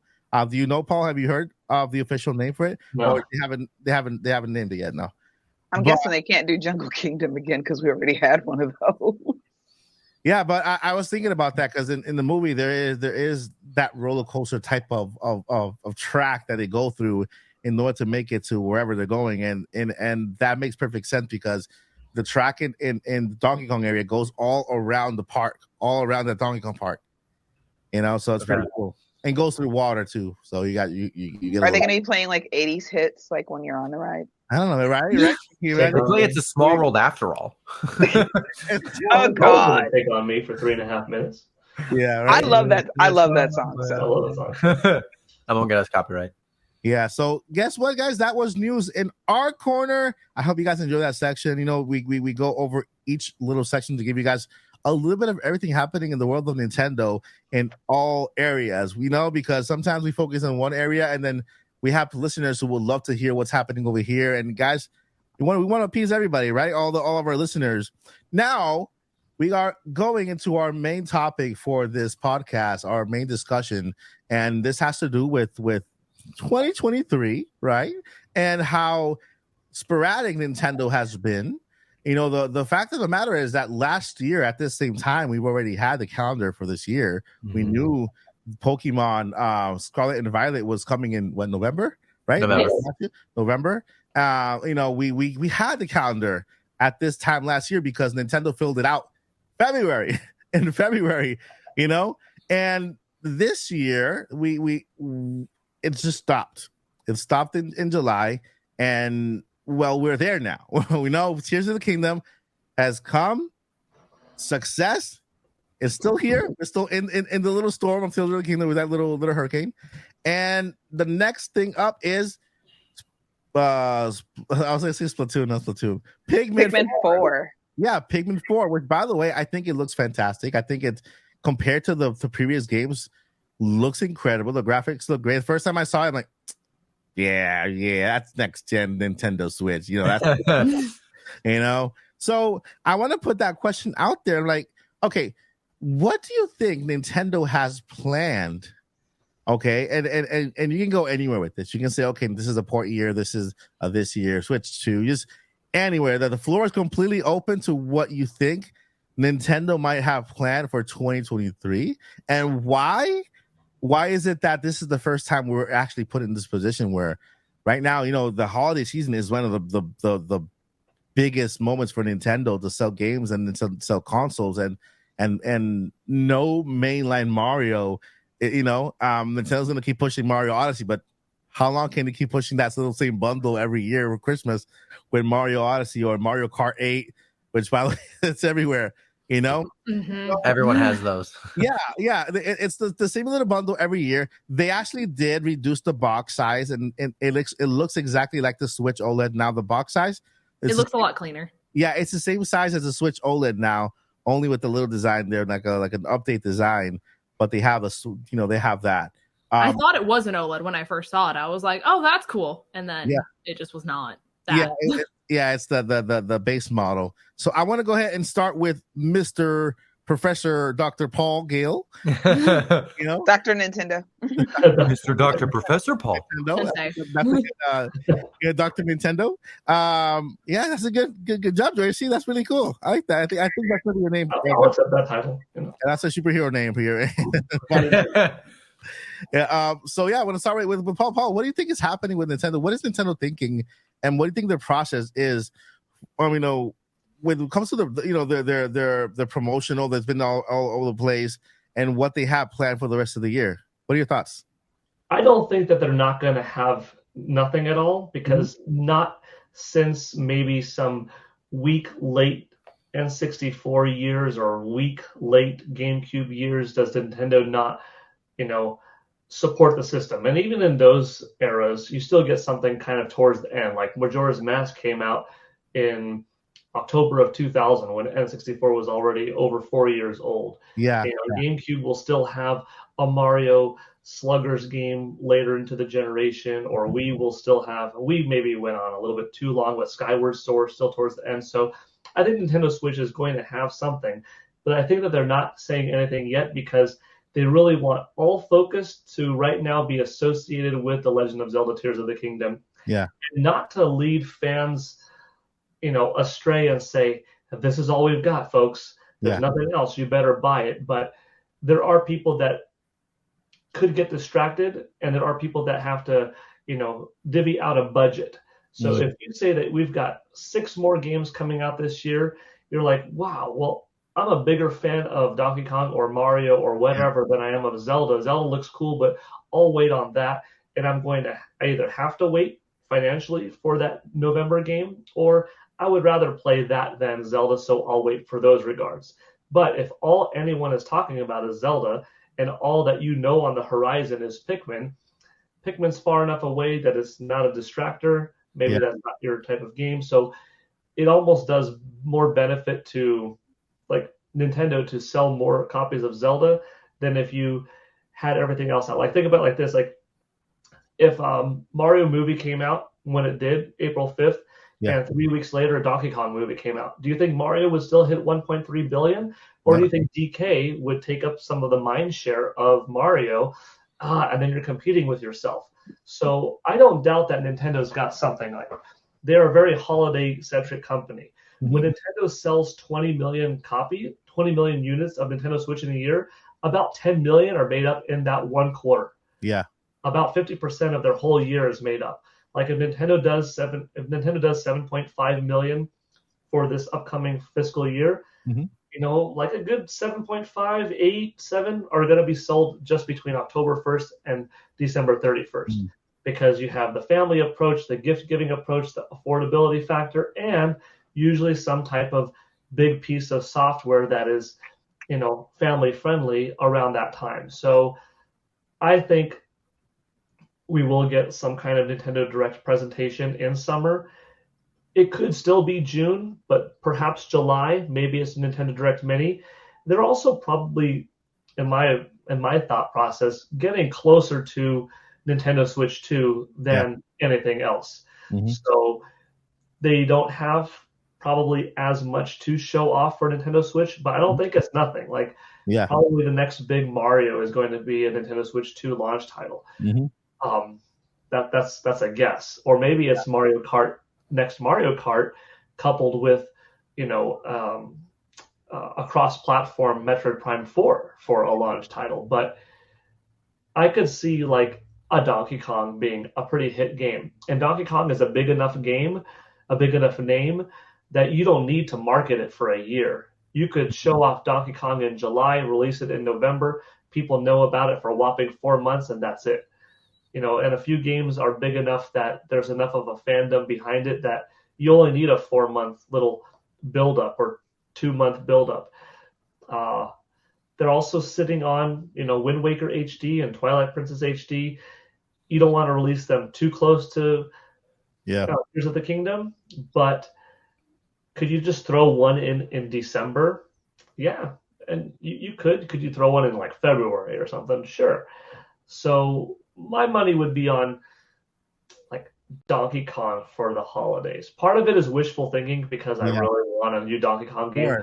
Yeah. And I know Donkey Kong 64 is like one of your favorite games of all time. So, you know, and we were talking about DK last time. I remember when, you know, Jungle Beat and stuff like that. So part of it is just it's time for a new DK game that I wanted. Mhm. But we also heard rumblings and saw development that all like Vicarious Visions, this kind of thing going down, and Nintendo, and what's happening, and was it made, and was this made in dreams? Yeah, but that was because it was off of this what was heard, and like who knows the exact sources. But you look at the theme park, you look at the character in the Mario movie having representation. Yeah. We just passed his 40th anniversary, which Nintendo I think gave a shout out like a couple of years ago. Yeah. But I would say maybe a DK game. We know that Mario Kart 8 DLC is coming out. You got like 50 million people playing Mario Kart 8. The game is still hot. So Mario Kart with its DLC packs, that's coming. Pikmin's coming. You've got some third-party support with Hogwarts Legacy and Mortal Kombat 1, Hades 2. Don't forget about that, like Hollow Knight, but you know, Silk Song. But people want to know about the Nintendo game. Yeah, first party. I think there's room for some kind of port, you know, whether it's a Wii U port that has still yet to be brought over, like Star Fox, unless they want to leave something behind because it's too much to retool to make it work on the new hardware, or if it's something from farther back, like GameCube era, F-Zero, GX, something like that. But I can't see them doing nothing for August, September, October, November, December. Nintendo hasn't left us cold, you know, even on like lesser successful consoles for 5 months. They're not going to do it on their most successful console of all time. Yeah. So I'll say a DK for the holidays and some kind of port either of an existing Zelda or from a GameCube/Wii U title. And that's kind of it. DK, Zelda port, call it F-Zero or something like that. And that would be very strong for a system's 7th holiday. Farewell year? Like a farewell potentially farewell year. Yeah. Unless if Metroid Prime 4 comes out this holiday. That would be the craziest thing for me. Yeah, that would be another level. I'm pretty sure that will be a dual gen. I think it's Yeah, I think it's this dual gen, cross gen release. Next April, May, or November 2024, whenever the successor comes out. Yeah. That's how you do it. You have like a Mario or Mario Kart and a Metroid Prime 4 that release on both, or at least one of them release on both, like Metroid. Capitalize on the install base, show off the new muscles of the next gen hardware and why you should get it. But hey, folks, don't worry if you can't get the new $400, $300 system yet. All of you can still experience this well-polished game. Yeah. Some of us thought that might be their strategy with Tears of the Kingdom, right? Oh, are they holding it off for a cross-gen release? No. Maybe a patch will come later on NS2, but anyways, yeah. I do think that Tears of the Kingdom is going to still be cross-gen, though. Yeah. Not just backwards compatibility. I think it's going to be cross-gen because it'd be very dumb if they didn't. Because just so it looks crispier. Yeah. Because I've read a lot of different things. I know I said I didn't have any news in my corner, but I read a lot of different things from developers because I'm not a tech person like at all. Yeah. And they were saying it's not supposed to work. It's just not supposed to work, especially on older hardware. They said, and they were explaining. They said, let's put it like this: an Xbox would have a lot of trouble with these type of mechanisms and things and nuts and bolts and whatnot, that it would have trouble with, because you're recalling, you're ascending, and you're ultra handing, and then you're also you're warping to another tower or whatever, all at the same time. All of that's not supposed to work together. So Tears of the Kingdom is definitely gonna. In fact, I could see them doing that in Breath of the Wild at some point as like a dual pack for the next gen. But I don't think that's not what they're gonna open next gen with, though. Mm-hmm. I'm sorry, Mike. You didn't even call on me. I'm sorry. No. I was going to call you on next, so that's actually a good transition. So you can continue. Okay, so this is my speculation, but this is also my brain. If once Nintendo finally hires me to do their marketing, so I would do it right. It'd be perfect. We would have had 20 million. We would have had 20 million Tears of the Kingdom at launch if I'd done their marketing. But that's crazy. So here's the thing. Mm-hmm. I think. First of all, we're getting ready to roll out everything for Pikmin. I think they're going to pull out all the stops and really, really go ham with Pikmin. But this is what I do like about this gen of Nintendo is look at me, look at me, look at me, look at me, look at me, look at me, look at me, bam!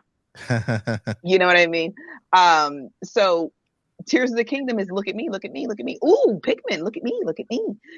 I don't think we have really any clue with what we're doing. And I think that Furukawa is just over there like they have no idea what's really coming. And then they're going to distract us probably during the summer. Here's some ports.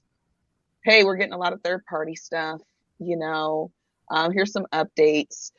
We still got I think we still got major Splatoon DLC coming out. I forgot when it was coming out, though. Not the new season, but like actual new, I think I want to say, is it late summer or fall? I'm a Splatoon player. I'm supposed to know these things. I think it's summer. Yeah, so that's going to be another look at me, look at me. Yeah. But I do think that Tears of the Kingdom and Pikmin 4 are the swan songs for the Switch. They're just the swan songs because, Tears of the Kingdom, and I think Pikmin is going to do this as well, even though it's not as big, it's more of a niche audience. It's going to have that look at me now. You said we couldn't do it. You said you said we don't work, but look at what we're doing. And then I think they're going to hit us with the next gen. Probably, I wouldn't be surprised if we heard something end of this year, like November. So, and I wouldn't be surprised if we got some kind. Now, I don't know how I know when the directs normally come out, but I don't know how it's going to work because we're all entering into very uncharted territory where we can't really even predict their next move. But there's no way Nintendo's just been like, okay, we got this game out. We got this game out. We got this game out. Oh, we don't have anything. We're all starting from scratch. Yes, I have. Yeah, those are mine. I don't have any more. So going off the cuff here. So I don't think Nintendo's just like sitting there empty-handed, like we don't know what we're gonna do next. No, that's not how any business works. That's not even how the lemonade stand works. So I can see we get us getting Twitter drops, ports, DLC announcements, things like that throughout the summer.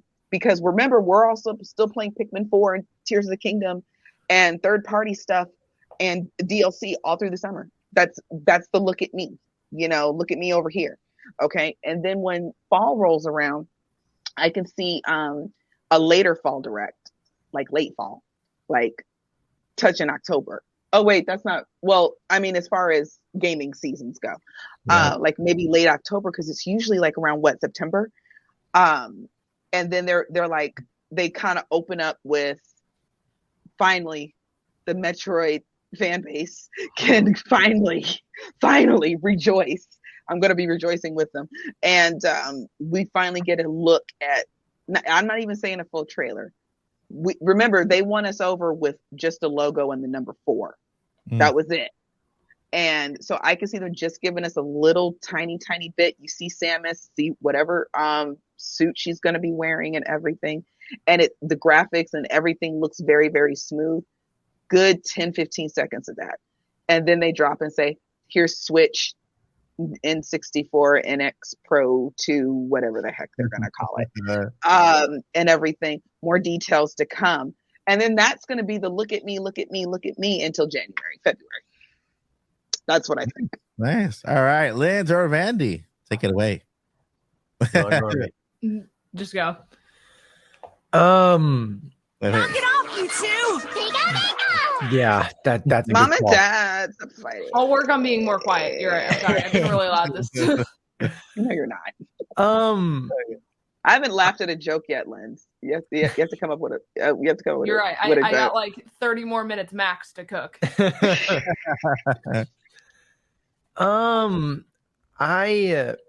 So when Mike said that last year they pretty much gave us the blueprint for the entire rest of the year of Nintendo and what to expect, and we didn't really get that this year, I wasn't sure if I should look at that as like a bad thing or a good thing, because normally they're very organized, very ahead of the time. They kind of tell us when, what, where we're getting it, in terms of all like the new games.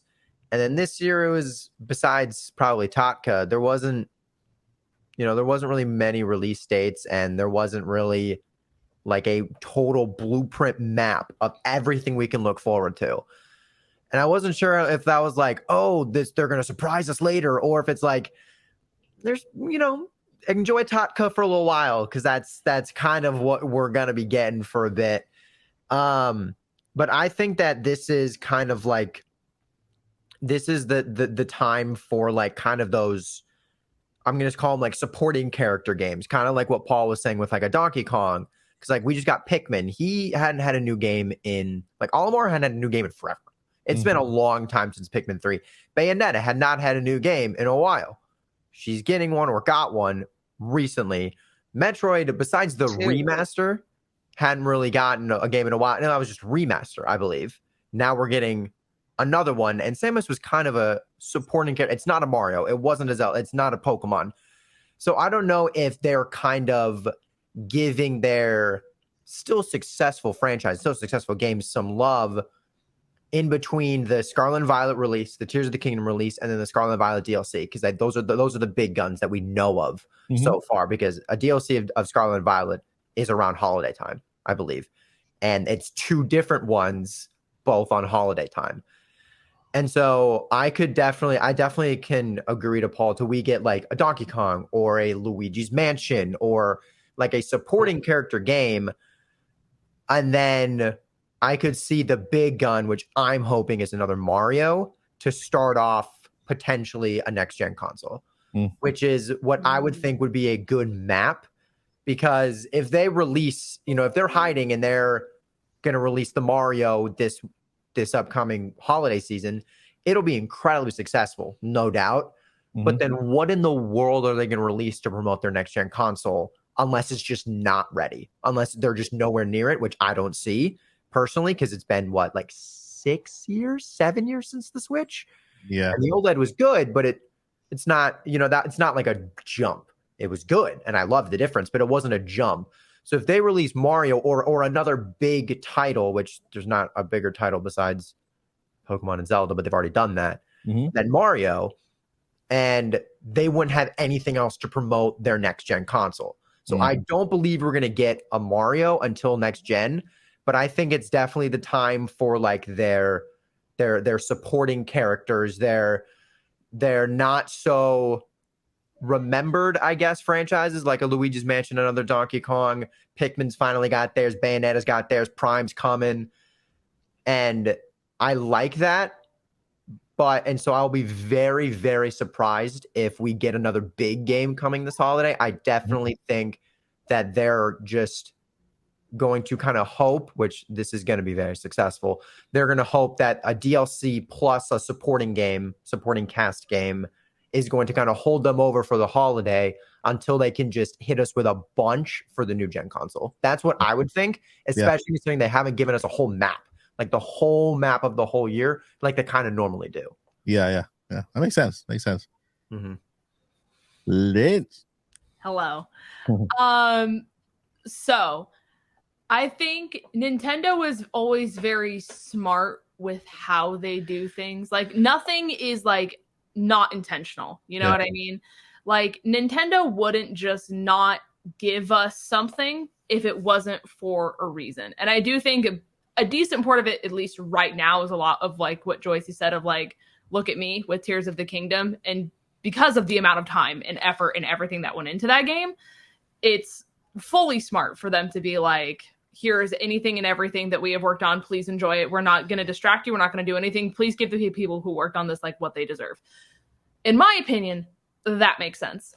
But I don't think that they would continue this like level of silence for much longer without giving us something, because even in the past presents, even the mini ones, people are typically disappointed coming out of it. Yeah. We haven't had a huge presents where people have been like, that was everything I've ever wanted.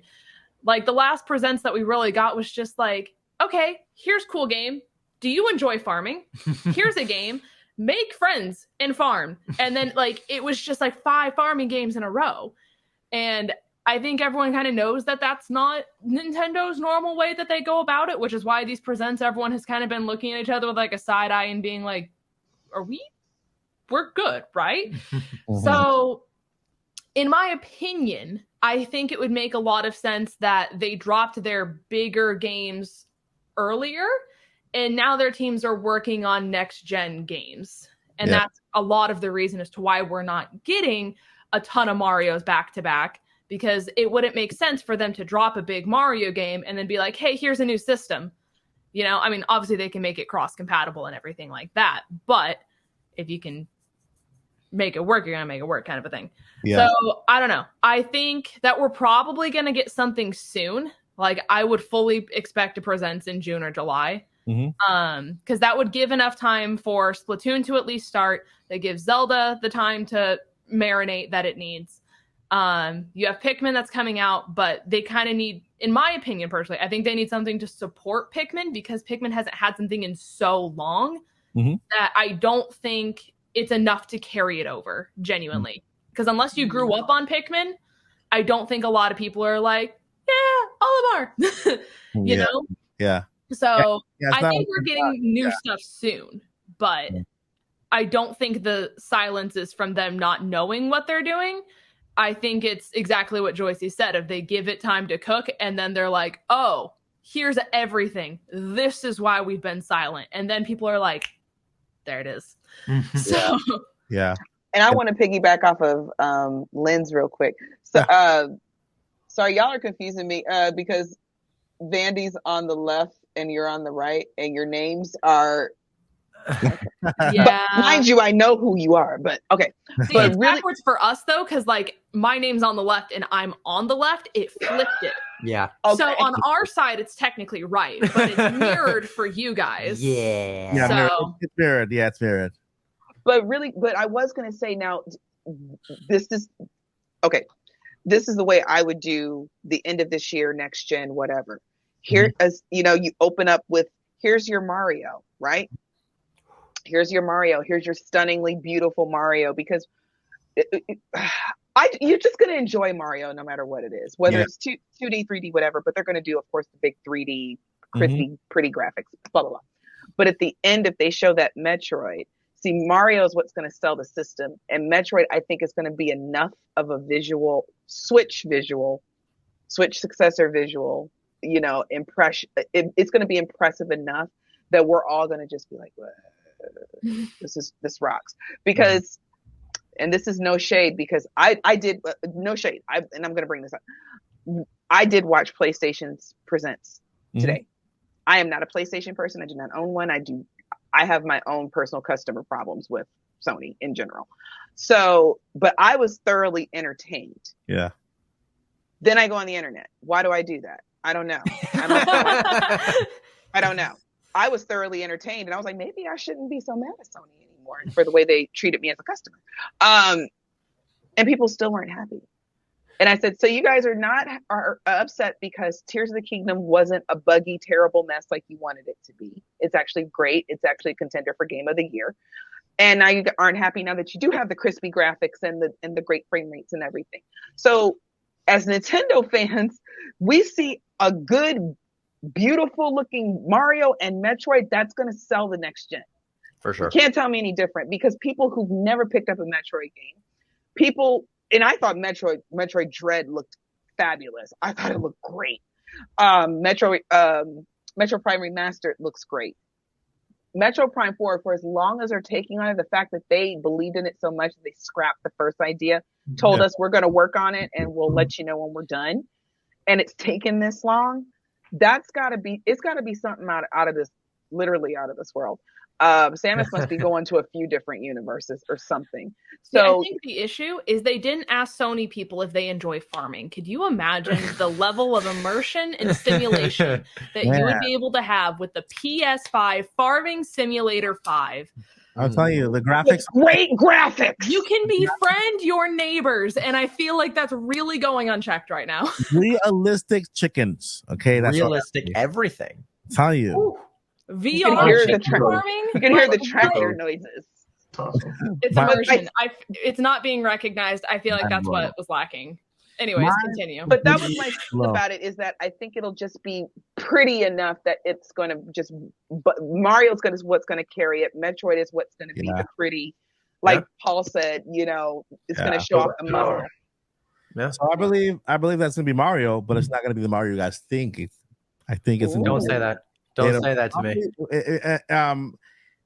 Mario is too big of a name to just be at the end of a console, or at the end of to close the curtain. He doesn't close curtains; he opens them. He's correct, main guy.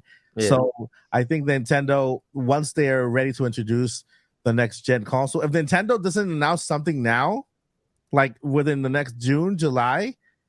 When it comes to next gen console, it's not coming this year. It's not even going to be talked about this year, because if Nintendo says a word about it, there goes the sales for this holiday season, and nobody's going to switch because they want to wait for the next gen console. Nintendo said something, and people want to wait. So Nintendo, if they don't announce anything in June or July, and I'm talking as a shareholder, because I own a few shares. I don't want Nintendo I don't want my stock to go down, and I don't want the sales to go down. And shareholders, they want their money. They want their stock to be steady or to go up. They never want to go down, because that's their investment, So, but that's what I said, that Mario would be the opener. That's what's going to sell the console for the next gen console in July. And the next one. I'm sorry. Mario. I can see Mario as a holiday game in 2024. Holiday. That's so far away, though. I don't want to wait that long. I want Mario now. I can see Mario as a holiday game for 2024. I can see Metroid as a launch game. Or even a top-down Zelda game as well at the beginning. I don't think Prime is going to be a big enough game to be a first, like, buy this console to play this game. I don't think Prime's going to be it. But you have to look at Nintendo's marketing and how they've gone about it this time around. That they're doing something different. They're doing something crazy. They did it with Tears of the Kingdom, where people thought the lack of marketing, but all that did was create anticipation. I think that with Metro Prime 4, at least the anticipation is rising little by little. It's not going to be a Zelda. It's not going to be a Pokemon. It's not going to be never going to be that. But at least I think Metro Prime 4 has the potential to be one of the best out of the 3, and I think it has the potential of putting at least the brand and the Metroid franchise on another level, maybe a step up when it comes to that. I do think Metroid Prime 4 could be this year because it was announced for the Switch. I mean, Nintendo can change its plans, right? Nintendo said coming to Nintendo Switch. We don't know when, but it could be cross. Yeah, and whenever they announced, whenever they're talking about the job postings, it always says we're working on this Metroid Prime 4 for the Nintendo Switch. So they switch branding, unless the next gen console is also branded the Switch. Switch 2, Sure. Switch something.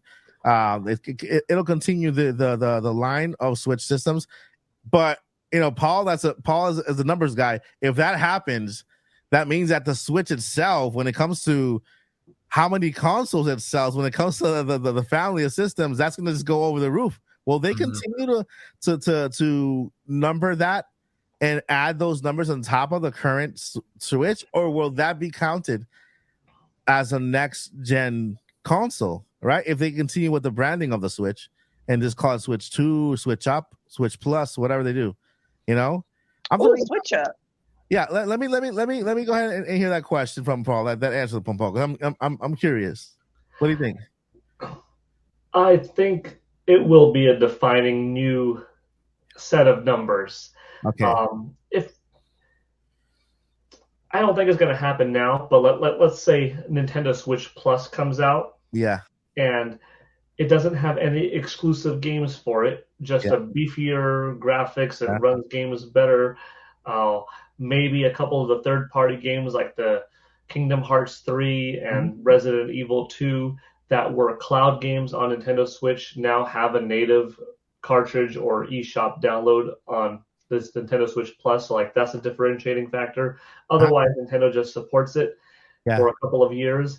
And then 3 years later, Nintendo Switch 2 comes out. Okay, maybe that Nintendo Switch Plus deserves, of course, to be a part of the Nintendo Switch generation. Yeah. But if NS2 comes out, that's a new line. Mm-hmm. So probably there is going to be no interim, and it is just going to go to NS2. So okay, yeah, it might still have some backwards compatibility, but it'll be counted as a new one. Yeah, and to continue my prediction, and with this, I'm going to say this is going to be a port year. We're not getting any main line games being launched brand new besides Metroid Prime 4, which is still in the air. We don't even know if we're going to get it. Nintendo can change their minds last minute. But looking at the beginning of this year, the only brand new games we've gotten, Tears of the Kingdom, because it was a delayed game. It was planned from before. It fell on 2023 because of the delayed game. So, and partly, I don't count it as it is 2023 the game, but it was delayed. But maybe in Nintendo's original plan, they had Fire Emblem Engage was a brand new game. Then a port, remaster, another port, Kirby's Dream Land Deluxe. Remaster or remake, Kirby's Dream Land Deluxe. Bayonetta Origins is It's new. It's a new game, but it's like what do you call that? A spin-off, right? Yes, it's a spin-off off of the main. Yeah. So it's a spin-off. Advance Wars, another port. Okay, and that's the last first-party game before Tears of the Kingdom, and now we have Pikmin 4. I think this year we will get Metroid Prime 2 and 3. Okay, maybe Nintendo releases them together. Maybe they do a dual pack. I've heard rumors that they're not as polished as Metroid Prime, the remake, the one that with the remaster. But so that kind of gives it the thing that they might release them as a pack, right? Metroid Prime 1 and 2, $70 for both of them. And after that, when I said a Mario game, but not the way you think, there's also rumors that we're getting a Paper Mario, Thousand Year Door. Oh, that would be big enough for enough people, for sure. Even as a November game, like a remake of that, an HD of the best Paper Mario game. Yeah, for sure. Yeah, and that could be a good holiday seller. For Nintendo, and I think that it has the potential. I want to play so badly because I'm like, I have it here. I have my GameCube. But do I really want to play? I don't know. I want to play the remake. I'll wait for Switch. Hopefully that comes to the Switch. Same thing with Metroid Prime. I have my GameCube and I have my games there, but I just didn't want to play it there. I wanted to play on Switch. Switch is my favorite console of all time. I want to experience these ports there.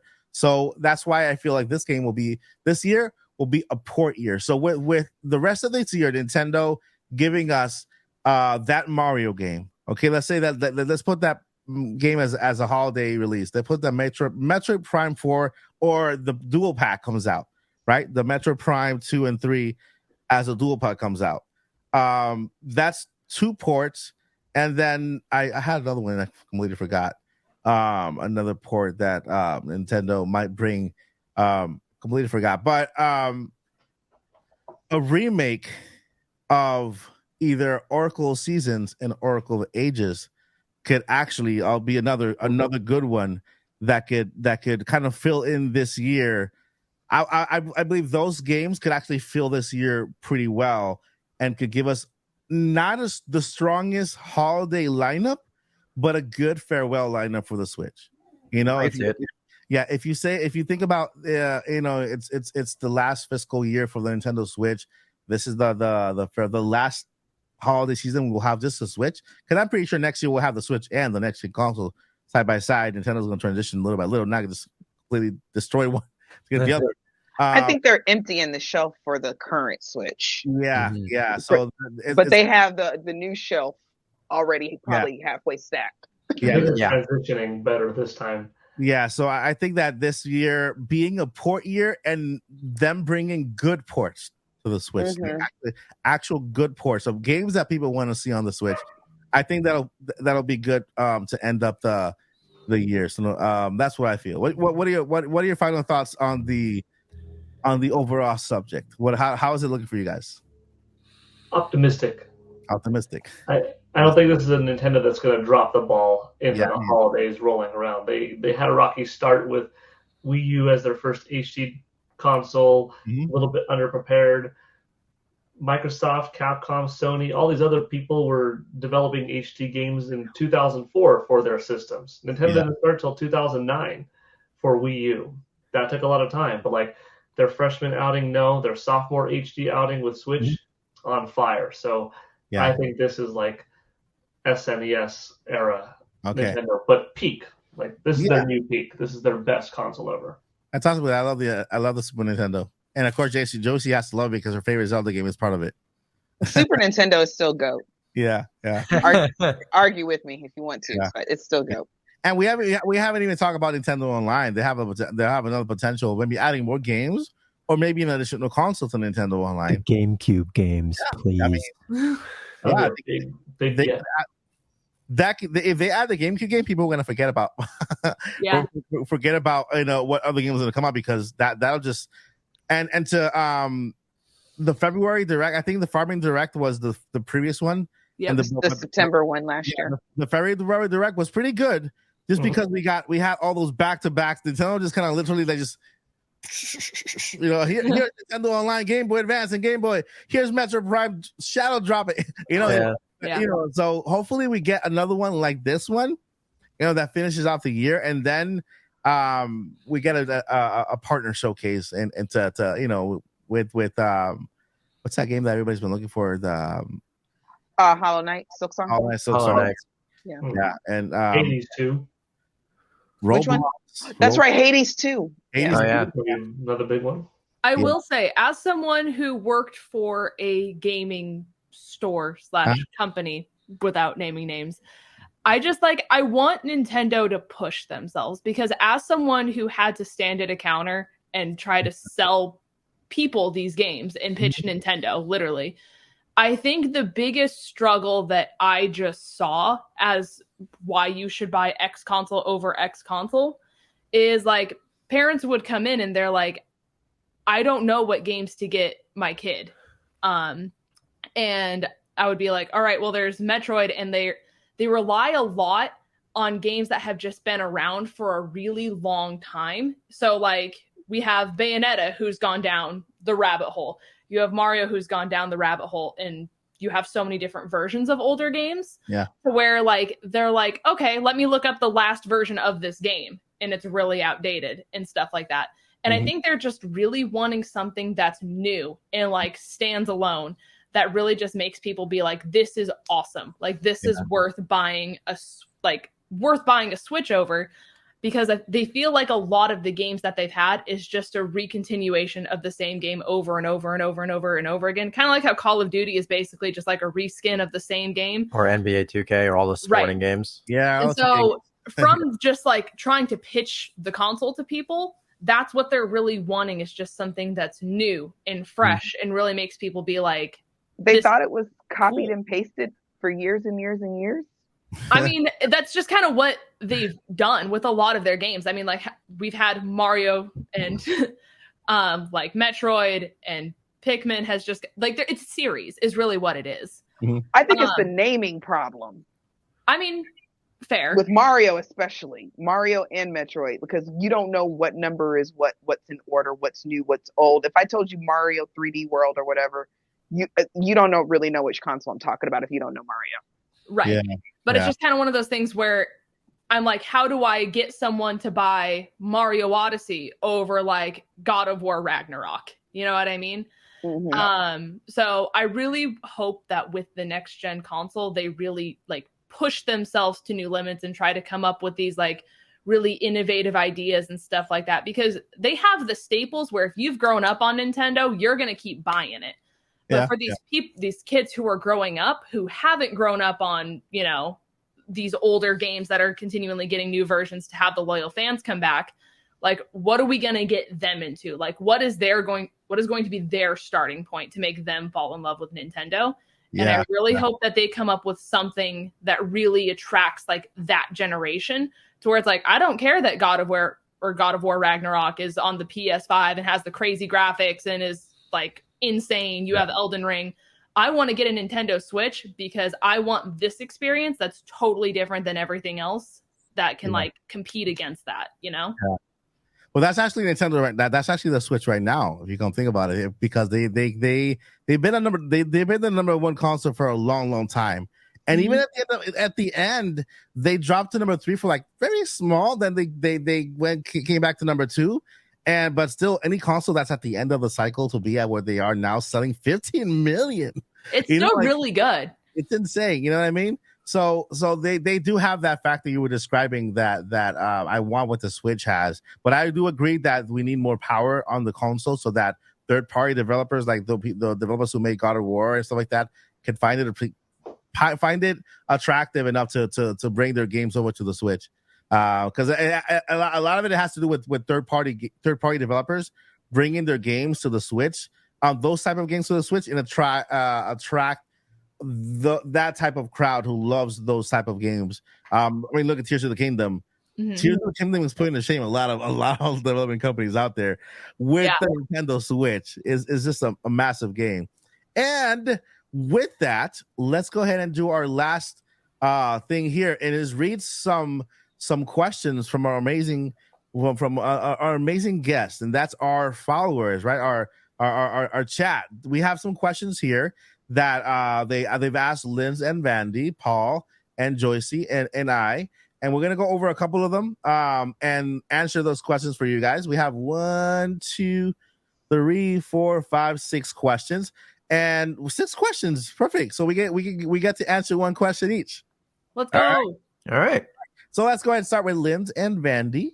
I'm going to go ahead and ask here. This question comes from...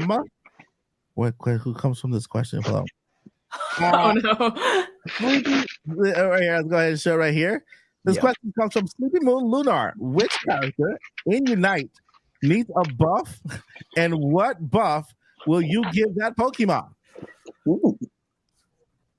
See, it's hard because I just know the ones that need nerfs and needs them now and needs them badly, or I'm gonna be mad. That's what I focus on. And there's a lot of them. Do you have an answer? Hold on. I'm pulling up the Unite roster. I need to see them all side by side because my luck, I'm gonna say something, and then as soon as the podcast is over, I'm gonna be like, dang, if only. Okay. Yeah. So in my humble opinion. Oh, I got mine. Easy. Oh, okay. You can go. So there are two that I'm looking at right now. The only fear of me giving them buffs is that they once ran the meta. They once were like, you pick this Pokemon or you're gonna lose. First one was probably the first meta Pokemon we ever had, which was probably Zeraora. You could argue Lucario was a little bit better at the time. Yeah. Zeraora, this insanely strong electric cat. It's not very good because it gets its ult, I think, really late. And then also it gets what's called its plus moves very, very late. It's pretty much its learn set is later than every other Pokemon. Yeah. But a lot of its moves are at least one of its moves, in my opinion, is very busted. Pretty much he becomes invincible for like 5 straight seconds and just follows you and hits you. But he hasn't been in the meta for a while. It's very rare you see him picked in competitive. It's very rare you see him really picked at all. And I think it's because by the time he gets really strong to the point where he's viable, it's almost too late. And it's really, really hard to catch back up. And it's really, really hard during the beginning and middle game to kind of use this Pokemon because there are so many others that are so much better. Okay. And by the time he gets on par, or maybe even a little better on par, it's too late. You know, you've already given the other team so much experience, so much level, so many points, so many scores. It's kind of hard to catch up. But I think he does need it. As much as I do not like his one move, I despise it. He needs it. And my other one is Serena. Serena is this grass lady. I don't really know how else to describe her. It's just this grass lady Pokemon who was unbelievable. Probably like 5 seasons ago, like a while ago. Worlds. Season 1. Season 1 of Worlds, which was like the big Unite tournament where like the best of the best teams played. It was insane. It destroyed everyone. It was always picked like the top players. The top player played probably the second best player at the time, besides Overlord, played Serena and ran the meta. I mean, it's so strong. Right now, it's a physical attacker, but it's squishy. It dies easily. It's very subjected to a lot of the stuns and the CC that's in the game. And it hits hard, but it definitely doesn't hit as hard as it used to. So while these Pokemon need buffs, they need to be careful because Timmy Studios doesn't exactly have a great track record with buffing Pokemon and not making them just like ungodly. Yeah, they don't know how to balance. But I still think seeing these Pokemon again, you don't see them, and I think they do need buffs. They just need to do it correctly, or else they're just going to revert back to pick this Pokemon or you lose.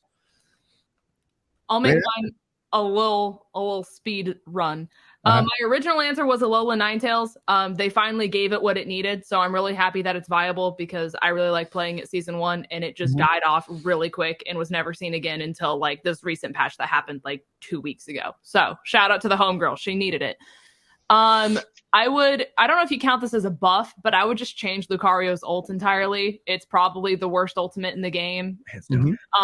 You could argue like maybe 1 or 2 others are on at least the same level of it. But it's just not what it should be for being Lucario and just being so viable as a Mon. Cramorant is really just a bug fix. He's been bugged since like basically season 2. And for context, we're on like, I think season 11. And because of that, he hasn't been able to be in like any competitions at all. And they ban him every single season, every single competition, and they just don't fix it. So I want this little duck to at least be able to duck in peace. So give the homeboy at least the help he needs, because Lord, little duck. He's in distress constantly. Someone help him. But my most legitimate answer is probably Dragonite. He was really good, and they just kind of nerfed him into the ground for no reason. And I just would like him to be recognized because he was under-recognized for a long time, got good, and then they shot him back into the ground. So I think he's capable of being on par, but he's just not on par with anything else really in the meta right now. And I would like to give him his time to shine without him, again, controlling the meta, because you get a buff and you get an extreme buff. So it's finding a way to make it so it's like on balance. Yeah. Which again is a struggle, but that's our list. Great answer. Nice. Great answer. All right. So this question is for. I want to give this question to Joycey. Fire away. Joycey, Blue Moon is asking to the crew, what was the most surprising thing that you found in Tears of the Kingdom that also gave you nightmares? The hands. Hands. Oh my god. Yeah, that thing. And why? And somebody spoiled it for me what they kind of represent. I don't know exactly how it happens, but the hands alone. And then of course, you're in a game, so it's like, oh, what's that over there? And it's like, I know it's bad because everything around you, the whole atmosphere and everything changes. Right? And I'm just kind of like, okay, let me pull up my bow and everything. And then when the hands really, really see you, they spread out and then they scream at you. Mm-hmm. And there's eyeballs on them. And it's like, warp. It's horrible. I haven't actually got up the courage to beat them yet. I finally went back to the depths. I tried. It's a nightmare. It's trying is a nightmare in itself because whenever you try, they surround you and then they all come on top of you like that. It's just, I don't know why. No wonder the Koroks are scared. They're hiding from the hands. They're always hiding. Do you know where they attacked me for the first time? Where? In a cave. In a corridor. In the maze. In a maze in a corridor, and I'm like, there's nowhere to run. They got me like 4 times. Nightmare fuel. That's nightmare fuel because that's worse. I was out just in the field, just chilling. I saw mine the first time, the same place that Paul did, in a dang maze, and there was no way out. I haven't found any of the mazes yet. I didn't know if they had come back. I'll find them. Do you know where I saw mine? 4 stars. I landed from the Great Sky Island. Boom. Everything changes all of a sudden. So early in the experience. Right away, I'm like, what in the world is happening? What is this? Wow. What a good start. Good start. It's horrible. All right, next question is going to be for Paul. And this, basically, we have 2 similar questions. I'm going to go ahead and merge them together. Let's see here. The question is right here is Tristan. The people want to know, what do you think Nintendo could do for their next console that could be as good or better than the Switch? From the start, offer some more varied Joy-Con controllers. I think the Joy-Cons are fantastic because I do like the fact that 2 people can play instantly when you hold it sideways. I do like that, you could play independently, taking them off and chill like this, or more traditional with a shell. But the fact that Nintendo never released one that came with the D-pad themselves without resorting to a third party was kind of interesting, The fact that they never themselves just created a different Joy-Con that has some more ergonomics. Now, maybe it's a thing because, the reason why we didn't do it is because we want third-party manufacturers to be able to exist and thrive on our system, and that's why we allowed them to create the different shells and the Joy-Con grips and stuff like that, and the different, more ergonomic things. But I think Nintendo themselves doing it. Imagine if they officially licensed and released themselves a right Joy-Con that was the GameCube controller setup, that had a nice big A button in the middle, the B, the kidney-shaped Y and X, and the yellow, C stick. Yeah. And just a couple of more Joy-Con options to have would be kind of cool because it comes with your default one, and just that. And of course, beefier hardware, but that's a given. We're going to have a beefier, stronger Nintendo Switch successor, unless if they do something completely crazy like, nope, it's back to just a set-top box that you plug and play in front of your TV, and we're ditching this hybrid setup. I don't think so. No, yeah. You never know. So presumably they stay on that path, just bigger, better guts, and that's going to give the system a great lifetime up ahead. So yeah. I mean, you're right. They could literally release take the Switch Lite, make it the main portable one, and then just have another version of it that it's only more powerful, more beefier. The Switch Lite is a little more lighter, and so it's the Switch Pro or whatever they want to call it.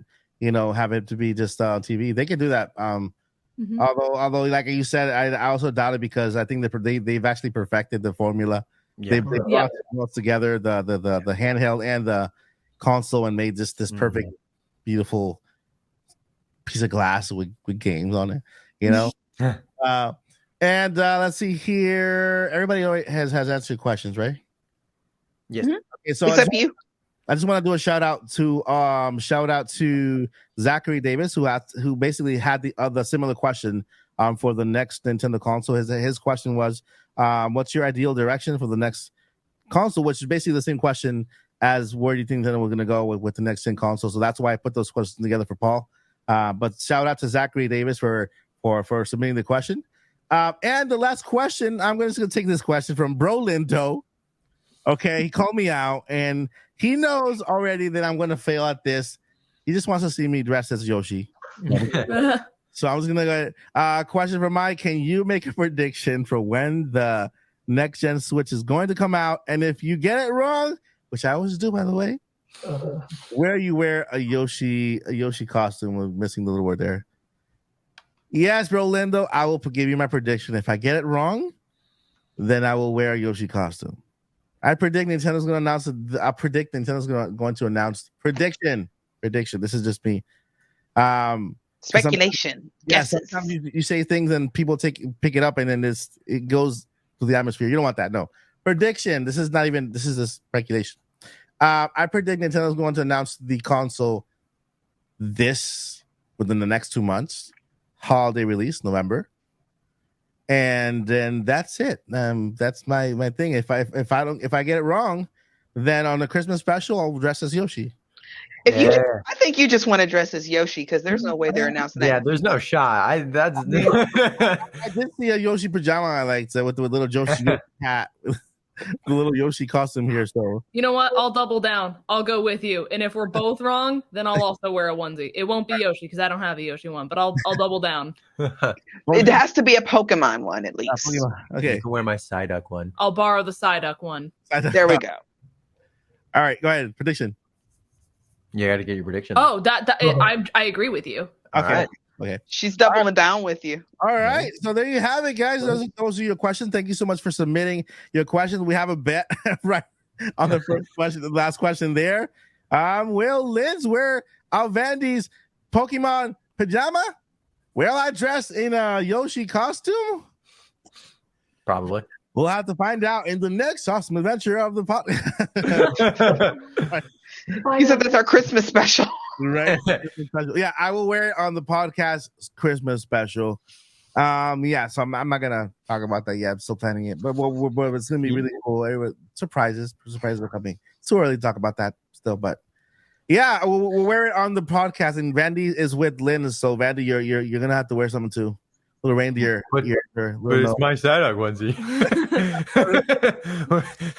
That's right. All right, guys. So, those were the questions. Thank you, guys. Thank you so much for submitting. If you want your question answered on the podcast, be sure to contact either Lindz, Vandy, Joshi J on Twitter, and Paul Gale everywhere, right? Twitter, YouTube, and submit your question there. Every single link to every single channel or Twitter account, where it's on the description below. So make sure to please follow the crew. They are all amazing. They have great things to say, great things. The content is crazy. Joycey is Dr. Zelda. We have what was it? Dr. Nintendo. He's Dr. Nintendo. Oh, I forgot what my name was. Sensei Nintendo. Dr. Nintendo with Paul Gale. Trust me, you'll go over his images and you'll find images with Doug Bowser, with Jack Black, and a whole bunch of other actors. I'll let you look at his He has Mr. Miyamoto on speed dial. I'm telling you. And of course, Lindz and Vandy are the best Pokemon creators on the planet. You have to seriously go to them. They are amazing. I'm hooked on the last episode that I saw from them of how they were playing Pokemon with the challenges. They're very creative in that. I'm like, what the heck? This is. I'm watching the episode and it keeps you going, keeps you like. It's actually, thank you. Yeah, it's pretty cool. So check them out. They're great. And I am Mike Odyssey here at the Mike Odyssey channel. You can also check the podcast down below in the little podcast area at the bottom. And we are here for you to come into your homes if you're having dinner, if you're gonna go to bed, if you're gonna wake up with this podcast on the way to work. thank you so much for letting us come into your car, into your homes, into your living rooms, into your dining tables. Make sure you share your dinner with us and stuff. All Bring it right. up for the rest of the class. That's going to do it for this episode of the Nintopocs podcast. But before we let you go, we got two, not one, but two important things we have to let you know. Number one, never give up. Never give up. We don't give do up. that. Don't do that. And number two, journey on, because the journey continues. Life is a journey. We have to continue and reach for our goals and our dreams and study hard and work hard and do everything to accomplish our goals to get where we want to go. Wait, hold on. Knock it off, you two! Perfect. All right, guys. Thank you so much for watching the Topic Podcast with Lindz, Vandy, Paul Gale Network, Joycey J, Wes, whenever you make it come here. And then that's gonna do it. Thank you guys. Peace. Let me get that little that's not it. Yay. What do I have and Paul's not even dancing. It doesn't count. We have to do the whole thing over again. This is the waving part. This is the wave. Oh, we're waving. Wave. We're still live, so I'm just gonna keep waving. And dance. I dance. I hear music, I dance.